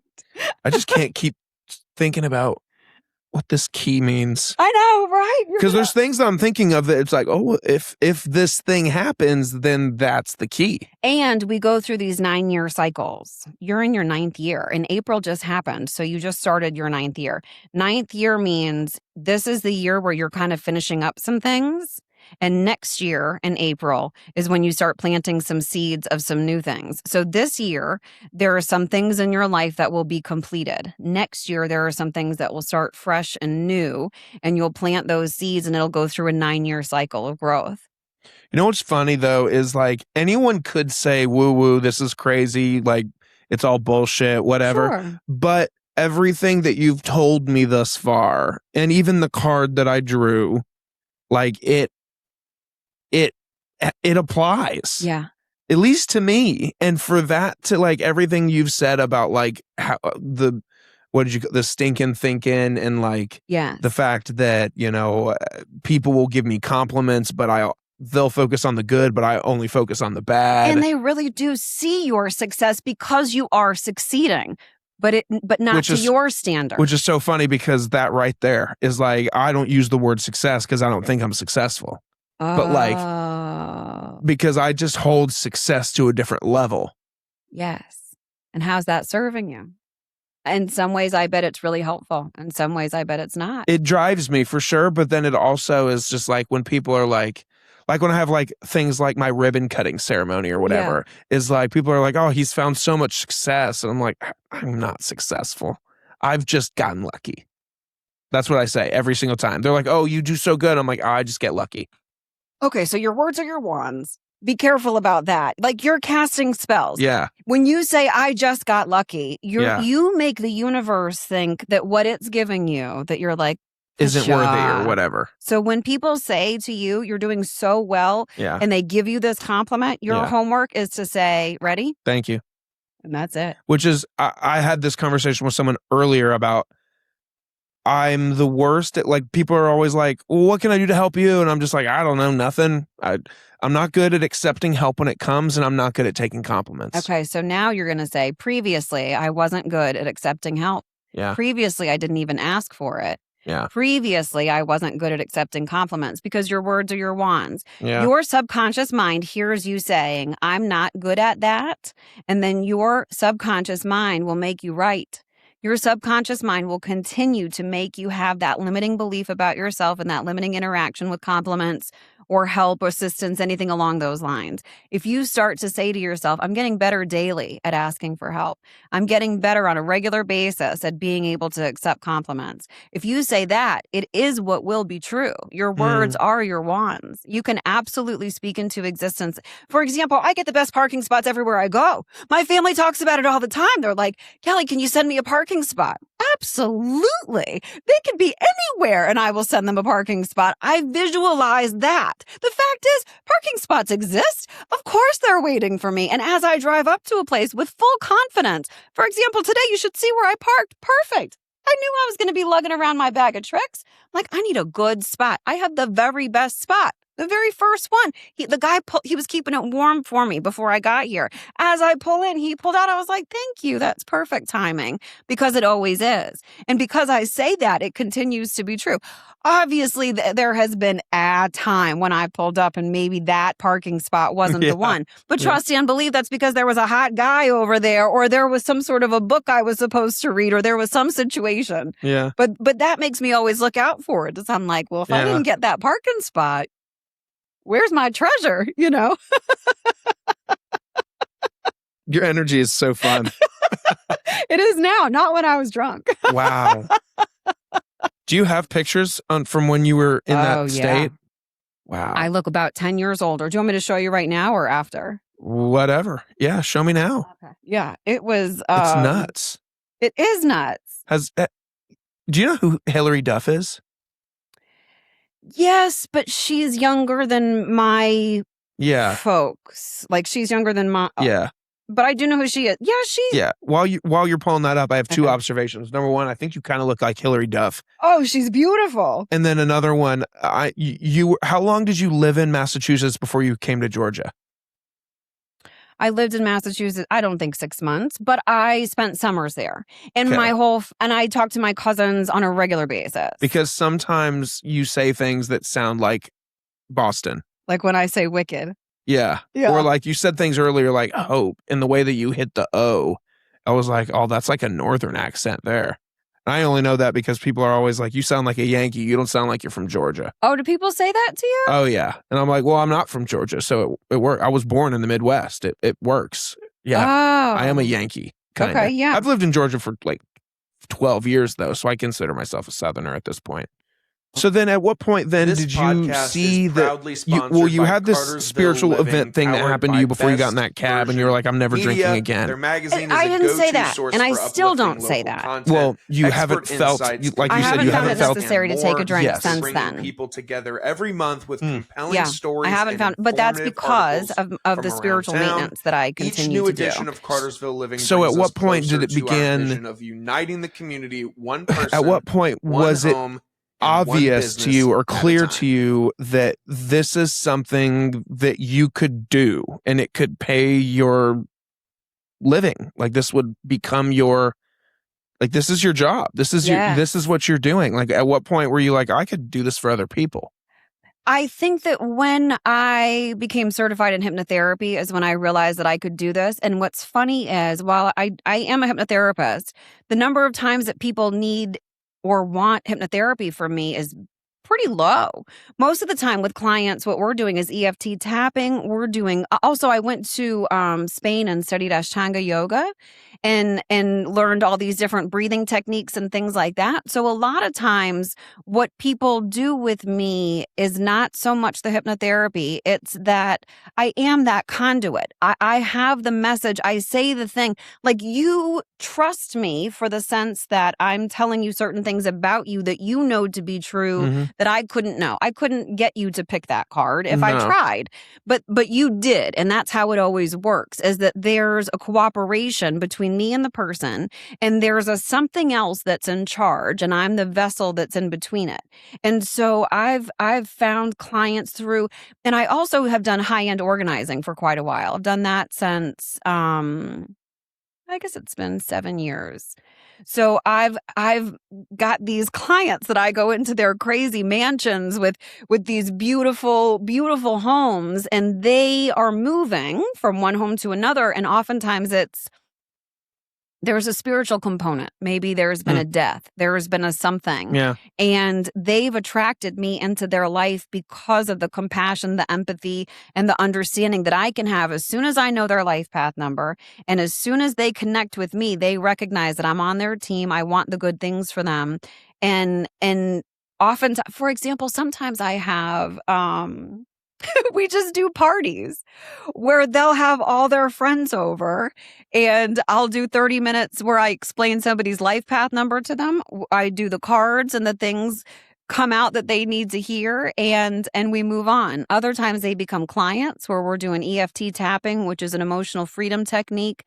There are all sorts of ways that we can change our minds. And there are all sorts of ways in which people are very stressed out.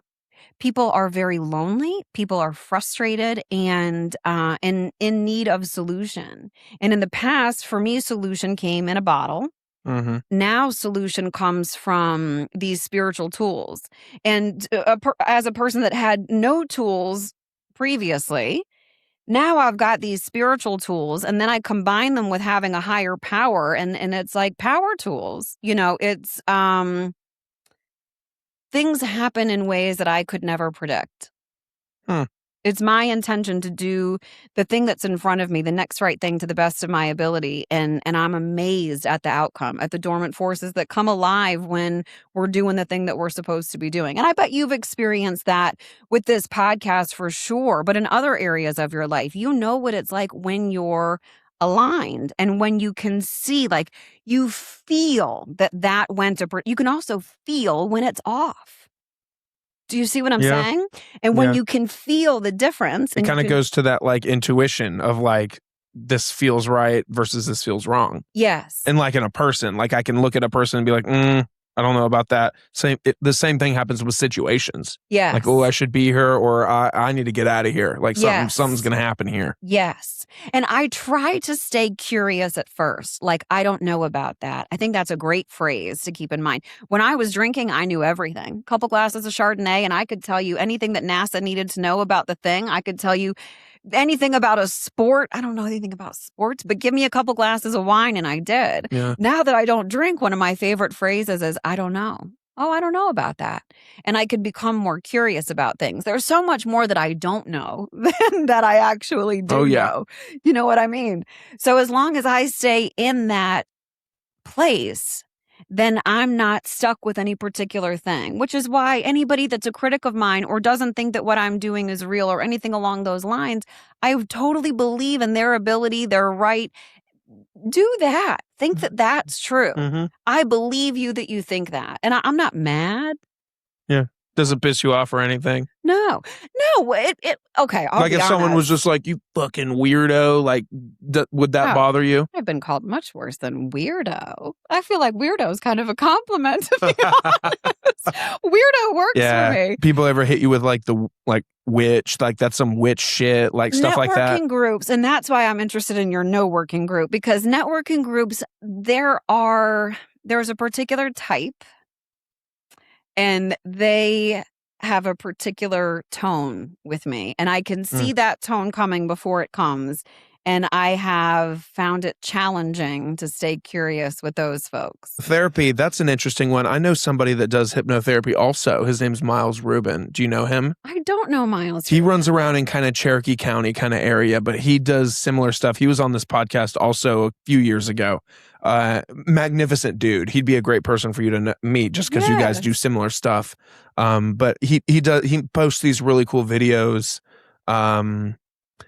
He talks about hypnotherapy also, but he's also kind of like a mindset coach. And he's a good, like, he'll repost videos of our president or musicians or actors, or he'll basically break down speech patterns and talk about like motivations within speech. Like he often points to our president because our president speaks very weirdly compared to a lot of people out there.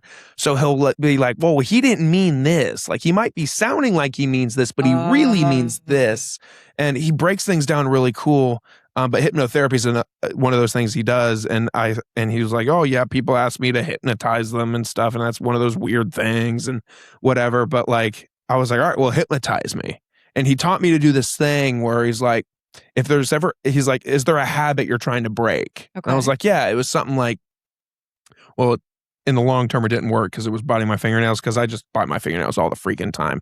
But he was just like, but in that moment, it worked for a couple weeks, because he was like, every single time you want to bite your fingernails, like it was something like do this or something with your thumb.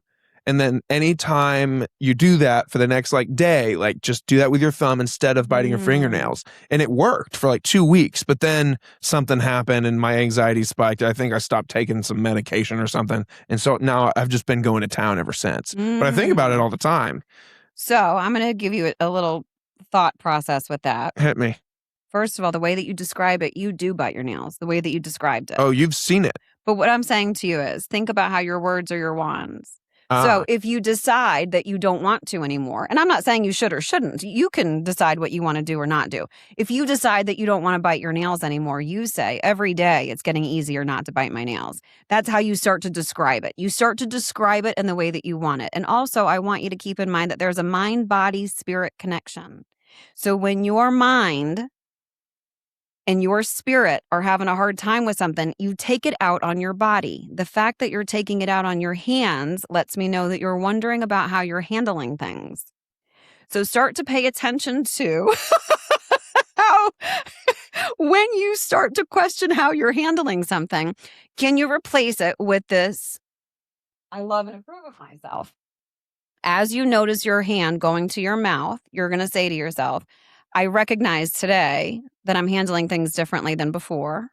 I love and approve of myself. And see if that doesn't give you the gift of pause, because the gift of pause will change your life. If you can pause so that you respond, not react, then things go differently. Then you're more in control. You're choosing instead of just reacting to things. You're becoming the driver of the situation. Wacky, right? Very wacky. Very wacky. Does that resonate with you, though? It does. Yeah. You want to know something that I also think is really fun? Yeah. Is these. Maybe you hate them, maybe you don't. I don't think you hate them because you do them, but like I love these. Oh my, the videos that you post. Yes. I think they're so fun. I have a really, really good time with them. It's not my strength yet. Look at that. Is that the one that you got? That's the one I got. Oh, I love that. Look at yes. that. And one of my cousins sent me that they need.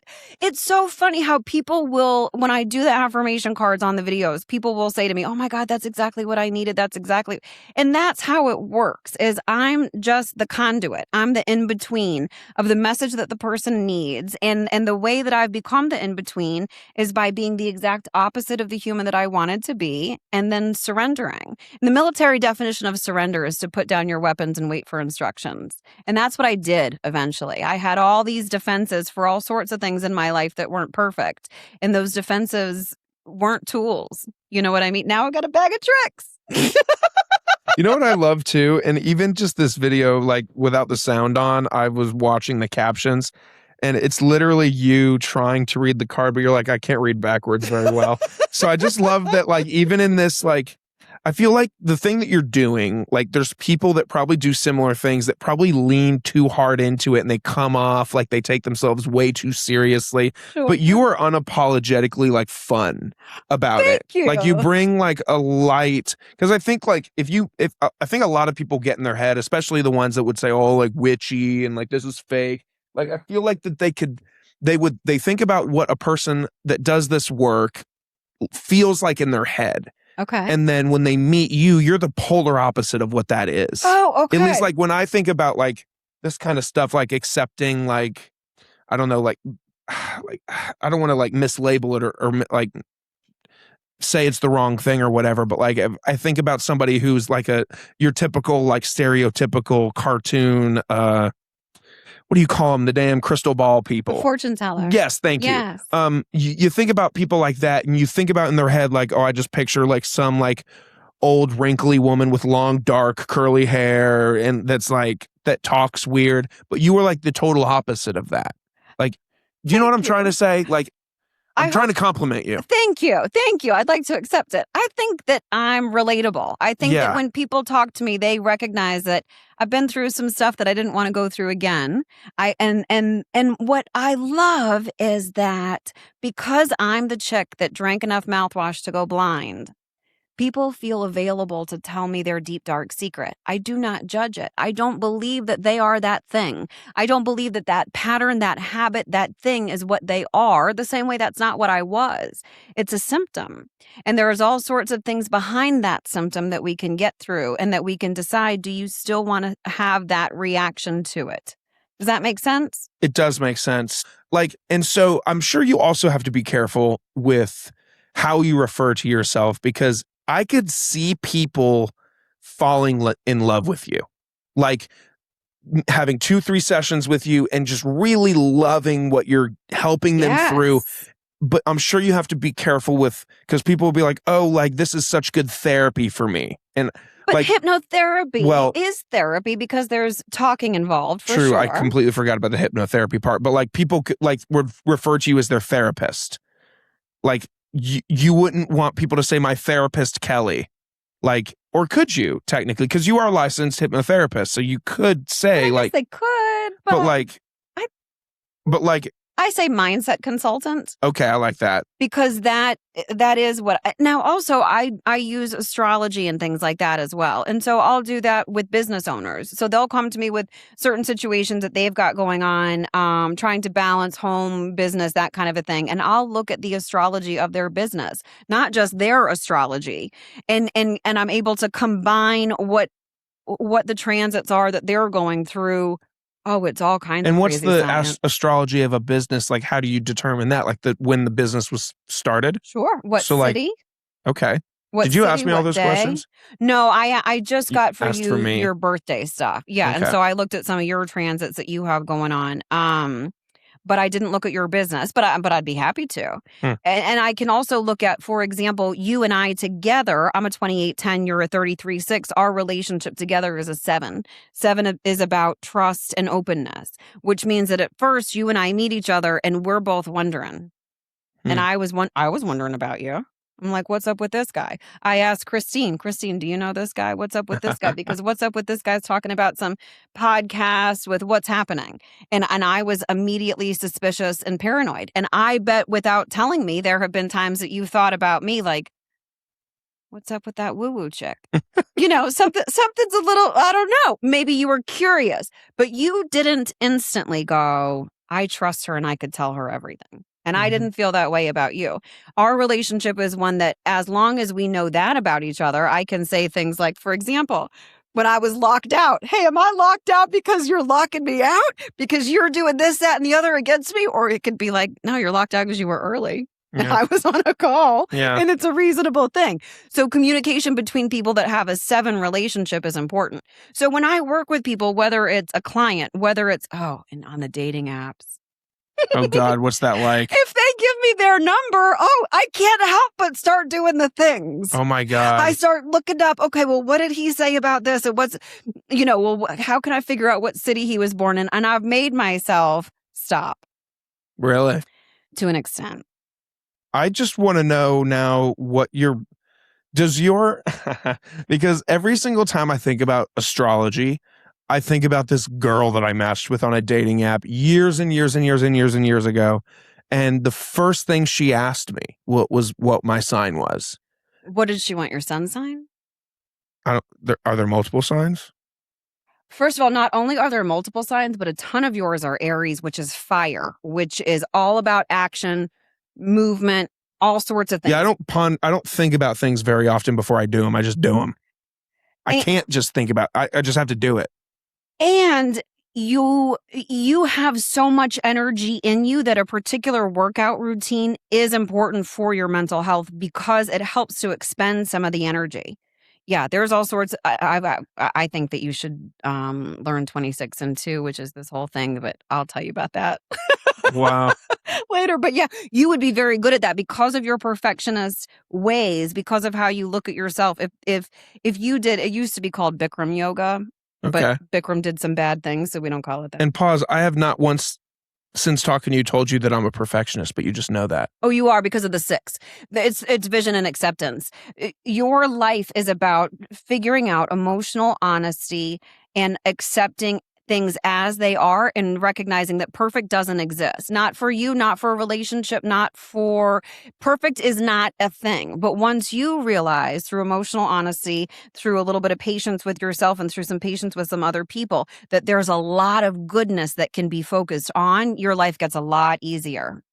And you express in creative ways professionally. Agatha Christie, Stephen King, Albert Einstein, they're all 33 sixes. That's a group of people I'd like to be in. You are. That's who you're with. 33 sixes. Especially Stephen King and Albert Einstein, because Stephen King, obviously one of the greatest writers ever. Have you read his book on writing? No. I've heard good things about it, though. If you listen to it on Audible, it's him that reads it, which is the best. He's got an interesting voice, too. And he drank mouthwash. And he did a lot of cocaine, too. Well, yeah, you don't write a book about a clown that is actually not a clown, but a spirit. God, that was the great. That was the moment. Coffee. When I read that book, I was like, this dude had to have been doing shit in the 80s and the 90s and today, probably still. I don't know. He might be sober. I don't know. He might be. I think he might be sober. Like, completely. Like, I don't think he does anything anymore. That might be true. Because I just know him personally. Yeah. You know? That might be true. But he's a super interesting guy. But you can see he's got the sensitivity. Yeah. He dealt with it in particular ways. Yeah. He's very, very tough on himself. And the way that he expresses himself using his intuition, things are written through him. Ideas are expressed through you. Same way with Agatha Christie, Einstein, Fred Astaire with the dancing. Oh, yeah. Yeah. Shit. And they're, I mean, yeah. So these are your people. And if you're having a tough time, when you're having a tough time, because the tough times come, if you read something about them or by them, you'll recognize in yourself that 33 sixes struggle. 28 tens, I'm Tiger Woods. Maya Angelou. Tiger does have a few DUIs. Go on. Sorry. Dumb joke. When he got that recent one, I was like, Tiger! Who else? Tiger Woods. Who else? Maya Angelou, Martin Luther King Jr. Yeah, I've got some cool ones. But to me, so for example, because I know that Maya Angelou and I had the same life path numbers, there are times that when I'm going into a situation, like when I was coming here, I said to the spirit of Maya Angelou, come with me, help me communicate, help me to do my best job here and be with me. And I absolutely believe that support is with me that wasn't previously. Do you know what I mean? Yeah. I was looking up, who the hell is Agatha Christie? Why do I know that name? Oh, because she wrote all those mystery novels. Yeah, I see it now. What did she write? Death on the Nile. Oh, she wrote Murder on the Orient Express. Okay, yeah. And I love those movies. I've never read the books, but I love those movies. So check out anything about her life and you'll see yourself in it. And that's another thing that I do with clients is, like, for example, have you seen this new documentary that came out on Prime about Jerry West? I haven't. It's fantastic. Who's Jerry West? Exactly. I had no idea either. He's the logo of NBA. Oh. Like, can you picture the logo? Yeah.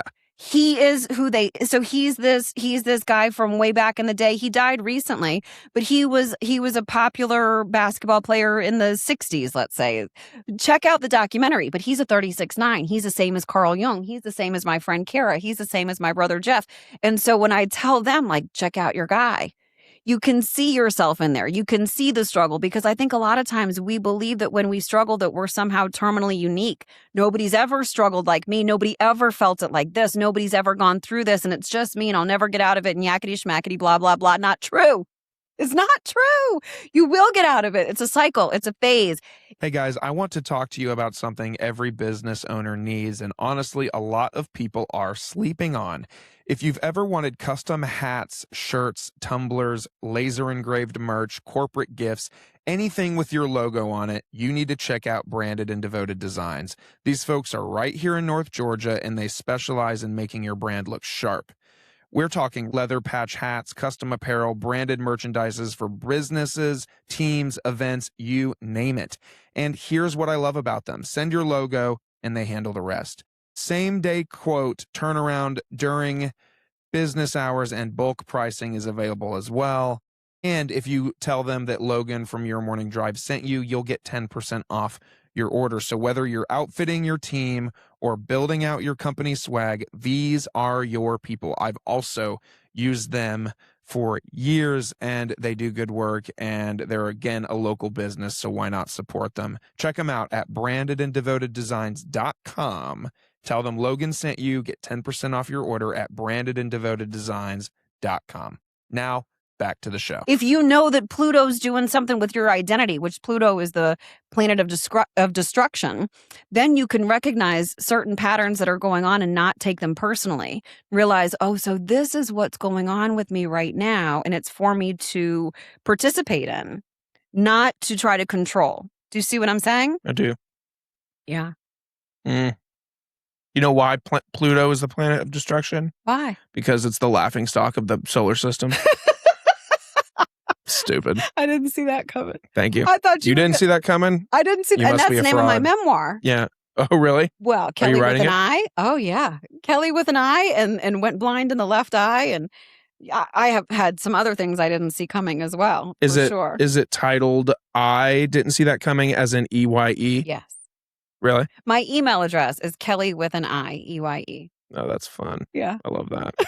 So what's in that thing? The Oracle Angels or whatever. What's that? Yeah. So this one is... If you don't mind. No, not at all. And before I leave, I want you to pick from the other one, but it's longer. Do you want to do that with this? I don't care. Oh, yeah. Okay. Yeah. Yeah. That's the one. So, wolves. What animals are around me? Yes, they are. And they're messengers. And the birds, all sorts of things are doing all kinds of crazy things around you. Well, birds aren't real, famously. You know, they're robots. They're spies from the government. I don't really believe that. Who says that? Everybody. No, look up birds aren't real when you get home later. But why would I don't even like that sentence. Birds aren't real, apparently. Oh, they are real. Have you ever seen a baby pigeon? That's what they say. I haven't been looking for one. Yeah, but you've never seen them. Because they don't exist, because pigeons are robots. There's a real community of people that think that birds are not real. Okay. But there's a community of people that think that the Holocaust didn't happen. Yeah, that's also true. And that the Earth is flat. Well, isn't it, though? There are a lot of folks that think a lot of things. My feeling is they have every right to think. The guest that I'm recording with this afternoon, I think, thinks the Earth is flat. What's that? The guest that I'll have after you this afternoon. Oh, what time is that, by the way? Oh, no, he's my brother. Okay.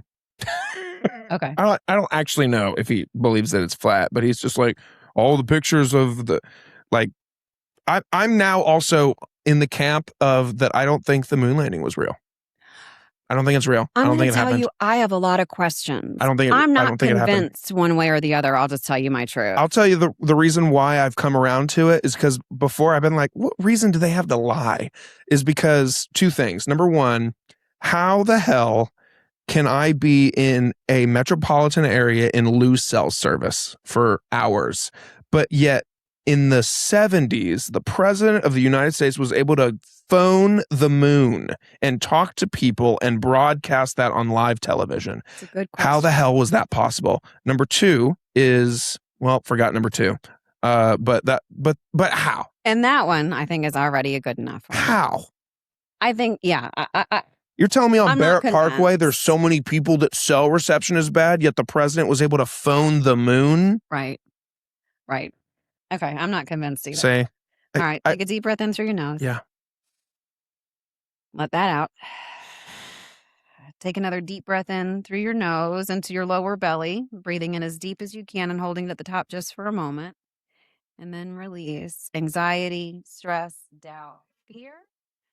Pick a card, any card you can't get it wrong, and you'll tell me the number and you'll look at the picture. 28. Oh, that's interesting. And the picture is of a woman with some, looks like B cups. And she's shirtless. Well, She has a lot of hair. oh yeah, she's got a lot going on. She's got a crystal in the middle. She's got several crystals in the middle of her chest. Okay. And on the other side, there's a wolf. Absolutely. That Yeah. is staring into my soul. And those eyes. Yeah. Okay. Epsilon modulation. Yes. Gather your energies and go within to regenerate. Let your actions match your inner rhythms, rather than trying to force yourself to keep pace with external cues. Commit to your own natural timing and pace. As you ground and connect to your center, you will realize your spiritual power to be at cause in any situation of concern. You have such goodness and light within you. Let go of shaming or blaming. Embrace the spiritual beauty within. So this one is about, take a look at her for a minute. Okay. Reaching inspired spiritual heights requires commitment to developing deep, powerful roots. A mature creative offering takes longer to produce than that which is swiftly supplanted by whatever is next. To embrace the patience required for such building, surrender to the need for immediate gratification.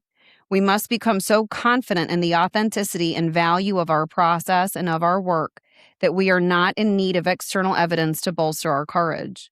We can enjoy validation along the way, but must not turn away if it's absent for a time, especially if those around us appear to be moving faster. With such confidence and courage, we will be able to deepen and slow our breath and our restless nature and allow for the inner workings of our souls to manifest beautiful healing magic. This oracle asks you to ground yourself, believe in your potential, commit to your path, and be patient so great things can happen for you. So this is about you recognizing that some of the things that you're going to be doing aren't going to get necessarily all the awards and the ribbon cutting and necessarily the social media gratification, but that you're supposed to recognize that your work is authentic, is genuine, and is valuable. And as you continue to do it, you'll see what it is that's coming from it. It all makes so much sense. Here's that. Thank you. Wow. That's so cool. Yeah. I love this. Oh no, down go the cards. I'm throwing them. Can't be throwing them. Nope. Yeah, so Cannot be this throwing is what I do. I help people to remember their spark, to see what it is, just identify it in ways that they hadn't previously. Sometimes just becoming aware of something helps you to realize whether or not it's working to your benefit or to your detriment. I dig it. Yeah. Thank you for showing me these things today. Sure, So you're cool. welcome. Thanks for looking at my treasure chest. Oh, I love it. I love it. Are you going to let me pick one of these cards now too? One of these. Pick whenever is appropriate for you. So these are your cards. Yes, friend. Aren't those They're fun? pretty. And then on the back, it's and I'm getting my website's being redone. Oh, is it now? Yeah, but I traded with a guy. Oh, you traded. Yeah. So I'm doing What's he doing for you? the website. Oh, that shows you how long I've been. I don't even know where that was going. That just shows you it's been a day. I can't wait to. Yeah, when you're ready to shift, God, I don't even. Yeah, I'm because gonna shift save happens. I'm gonna save it, which is usually crazy because anytime I get a gift card, I want to go spend it. So there's a huge piece of me that wants to scratch this off now, but I can't. Right. Like I there's agree. something in me that's like, no, not yet. It's not the time. It's not the time. Maybe it comes in with the key at some point. Maybe I scratch it off with the key. That's exactly That's what you do. Crazy. Yes, that combination will God, be. there's no drug that'll give you a high crazier than that. But Kelly, so there comes a point in every conversation that I have with my guests where I get to ask them some questions that are have nothing to do with anything we've talked about. They're really just who's Kelly when she's not performing her services for someone, who's Kelly when she's just at home being Kelly. Okay. They're very first date questions. Don't stress. There's nothing crazy in here. Okay. But I want to know first and foremost, what is your favorite movie? Oh, Shawshank Redemption. Oh my God. Oh, and that's Stephen King. It is Stephen King, but the guest that I had this morning, we spent like 10 minutes talking about how great of a movie Shawshank Redemption is. It's incredible. It's insane. Yeah. So, and Morgan Freeman was originally going to be a white Irish guy who has red hair, which is why they call him Red, but they never changed that line. Whoa. That's wild. Kelly, you get to organize a music festival. Okay. You get to put together your dream headlining acts. You get 3 of them. Who are they? Alive or dead? Lionel Richie, of course. Okay. He's still got it too. He's great. He's fantastic. He's so good. He used to come to the Houstons that I worked at off Lenox. And Really? so one day I was walking by, and like if you're working there and you walk by, you have to, as soon as somebody sits down, you have 45 seconds to say, what can I get you to drink? But there's a particular way you say it. I walk over, it's not my table, I'm about to leave. Like, hi, my name is Kelly. I won't be taking care of you today. Going to go ahead and get you started with a beverage. And I look up. It's Lionel Richie. And I said, I have to write down the words that you say because I'm going to forget them. And he said, you're too young to know who I am or anything. He like just being kind. This man was so nice. Yeah. So I end up I'm like, I know exactly who you are. I could name any song, like the Police, the Commodores. Like, I know this guy. So he ends up asking, well, can you end up being our waitress? So I am. I'm like, I'll stay all night. All night long. It's one of his songs. So he says to me afterwards, he said, so I'm recording at the studio over here. Do you want to come over with us and hang out? And I said to him, Mr. Richie, I ain't easy like Sunday morning. Anyway, he was so nice. Such a gentleman. Lionel Richie. You should have gone. What the hell? I think I was terrified. I didn't go. Whoa. Yeah, I didn't go. Damn. Okay, what is Lionel Richie? I want to say Tracy Chapman. Okay. What a great choice that is, Tracy Chapman. Tom Petty.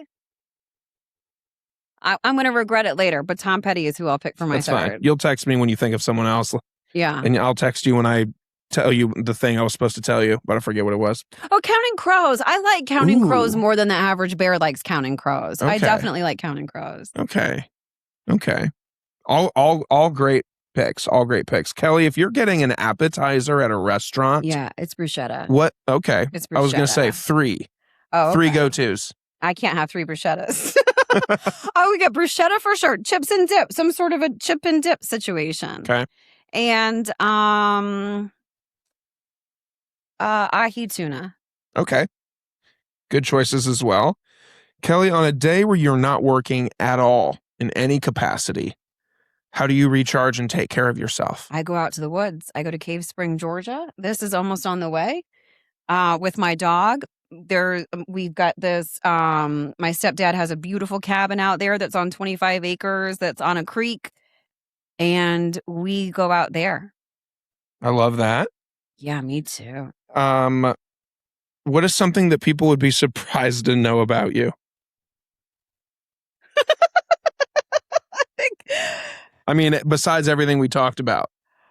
The mouthwash is fucking crazy. That's so fucking crazy. I can't wait to edit this before it comes out and just re-listen, because I usually don't re-listen to the whole thing, but I can't wait to re-listen to it because my reaction to the mouthwash thing is so funny. Well, and I promise you, I truly don't mean to make light of anything. I'm not offended at all. It's crazy. I think it's fucking hilarious. It's crazy. It is crazy. We could make a movie about the first half of your life.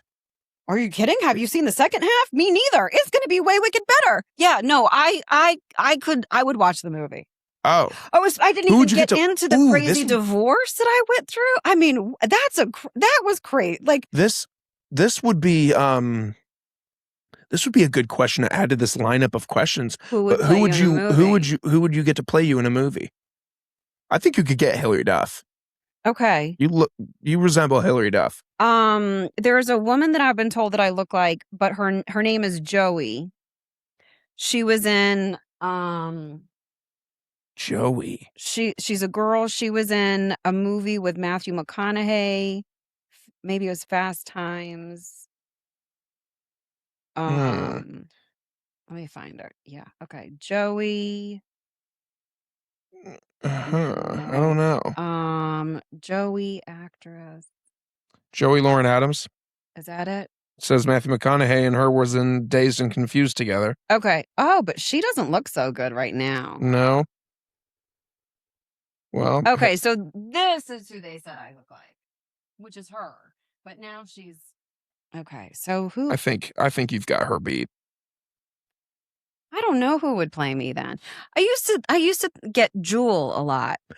The singer Jewel, but her teeth had distinct. She looked features. like she got I had curb stomped or whatever. I had braces twice. Oh, okay. So I was very lucky in that situation. I'm not making fun of her at all. I'm just saying. I am. You can. you can do it. I'll make fun of her. She'll never see this. I'm comfortable in that. Maybe she won't. Who knows? I listened to her biography. She's got a cool one. I'd love to have her. She probably won't do it now. No, she's really not. She's not going to do it now. But you got Lionel Richie. Hey, Lionel Richie, you can come hang anytime. Man, what a cool guy. What is such a sweet man. From what I've heard. Everybody that asked him for autographs and things, he was such a gentleman. Like, he was such a nice man. And then I guess lastly, Kelly, what is your morning drive? What gets you out of bed every morning? What keeps you going? I wake up at 5 a.m. Same. And my dog and I go to a field and play Frisbee. And then I typically go to work out. Every day? You guys go to this field and play Frisbee at 5 a.m.? Oh, yeah. Well, especially in the summer. I mean, for sure. Because my dog is a pit boxer. She's 11 with arthritis. And during the heat of the day, she can't do a thing. But we go. And then we go at night, too. But it's usually a different field at night. We do a lot of, she's got me trained. We play a lot of Frisbee. But I listen to meditation stuff for the most part. That's my morning drive. Or audiobooks. Oh, so you took the question quite literally. Like, what happens for you in the mornings? Oh, what did you mean? Like what? Like instead of like what gets you like what motivates you? What keeps you going? Oh. What pushes you to be better? Oh, well, I'm here to do a particular thing. Yeah. I don't necessarily know how to define that thing, but I'd like to do it to the best of my ability. So, I'm in the process of being the exact extension of source energy that I'm supposed to be. And it feels like it's been working pretty well for me, even on my bad days. Yeah. My bad days, I'm still really, really amazed at how incredible everything is. Even with the stinking thinking. And the stinking thinking happens. I've never heard that before. I'm using it all the time now. But doesn't it help you to identify it and to know that it's a bad neighborhood between your ears? From time to time, you need a neighborhood cleanup. And that's what the affirmation is. Yeah. I mean, when you think about it that way, and that's what I help people to do is to just become aware of the thing. Yeah. We get so caught up in the everyday things and life is tough. We do. It's tough for all of us. We do. I love it. I love it. Kelly, advertise. Time to tell people how to find you and get involved if they're interested in all the things we talked about and they want to do this for themselves. Tell people how to find you. Soulstrategy.info is my website. I'm on social media. My name is Kelly Sheehan. I'm on Facebook and Instagram. Oh, I'm on TikTok. Oh, what they need is one of my cards because then on the back of this it shows all that. So I'll throw the information in the description. Okay, thanks. So that people can click and get more info. I think that hasn't become my strength yet, is the advertising thing. Well, I can help you with that. Okay, thanks. You got the shameless plugs always. Okay. Always plug. Always. Soul Strategy with Kelly. That's me. That's it. Yeah. Kelly, dude, this was so fun. Yeah, thank you so much for having me. This was cool. I told you it was going to be cool. Yeah, this was great. Yeah. Thank you. It was, and thank you for also just being so vulnerable and telling me everything that, I mean, we didn't even talk about everything, but like the troubled alcoholism and the mouthwash and everything, even though we joke and laugh. Like, thanks for being so vulnerable. Oh, sure. And honest. Sure. I'm grateful to be on the other side of it. Yeah, me too. Me too. Or me for you. But yeah. Guys, again, I will throw the information for Soul Strategy in the description. So if you're interested in diving deeper into who you are or how you could be better or how we can, how Kelly can change your world, you can do so. Just go to the description, go to her website and book some sessions with her. Thank you for listening. Thanks for tuning in. If you're new here, thank you for hanging out with us today. And we'll see everybody next time.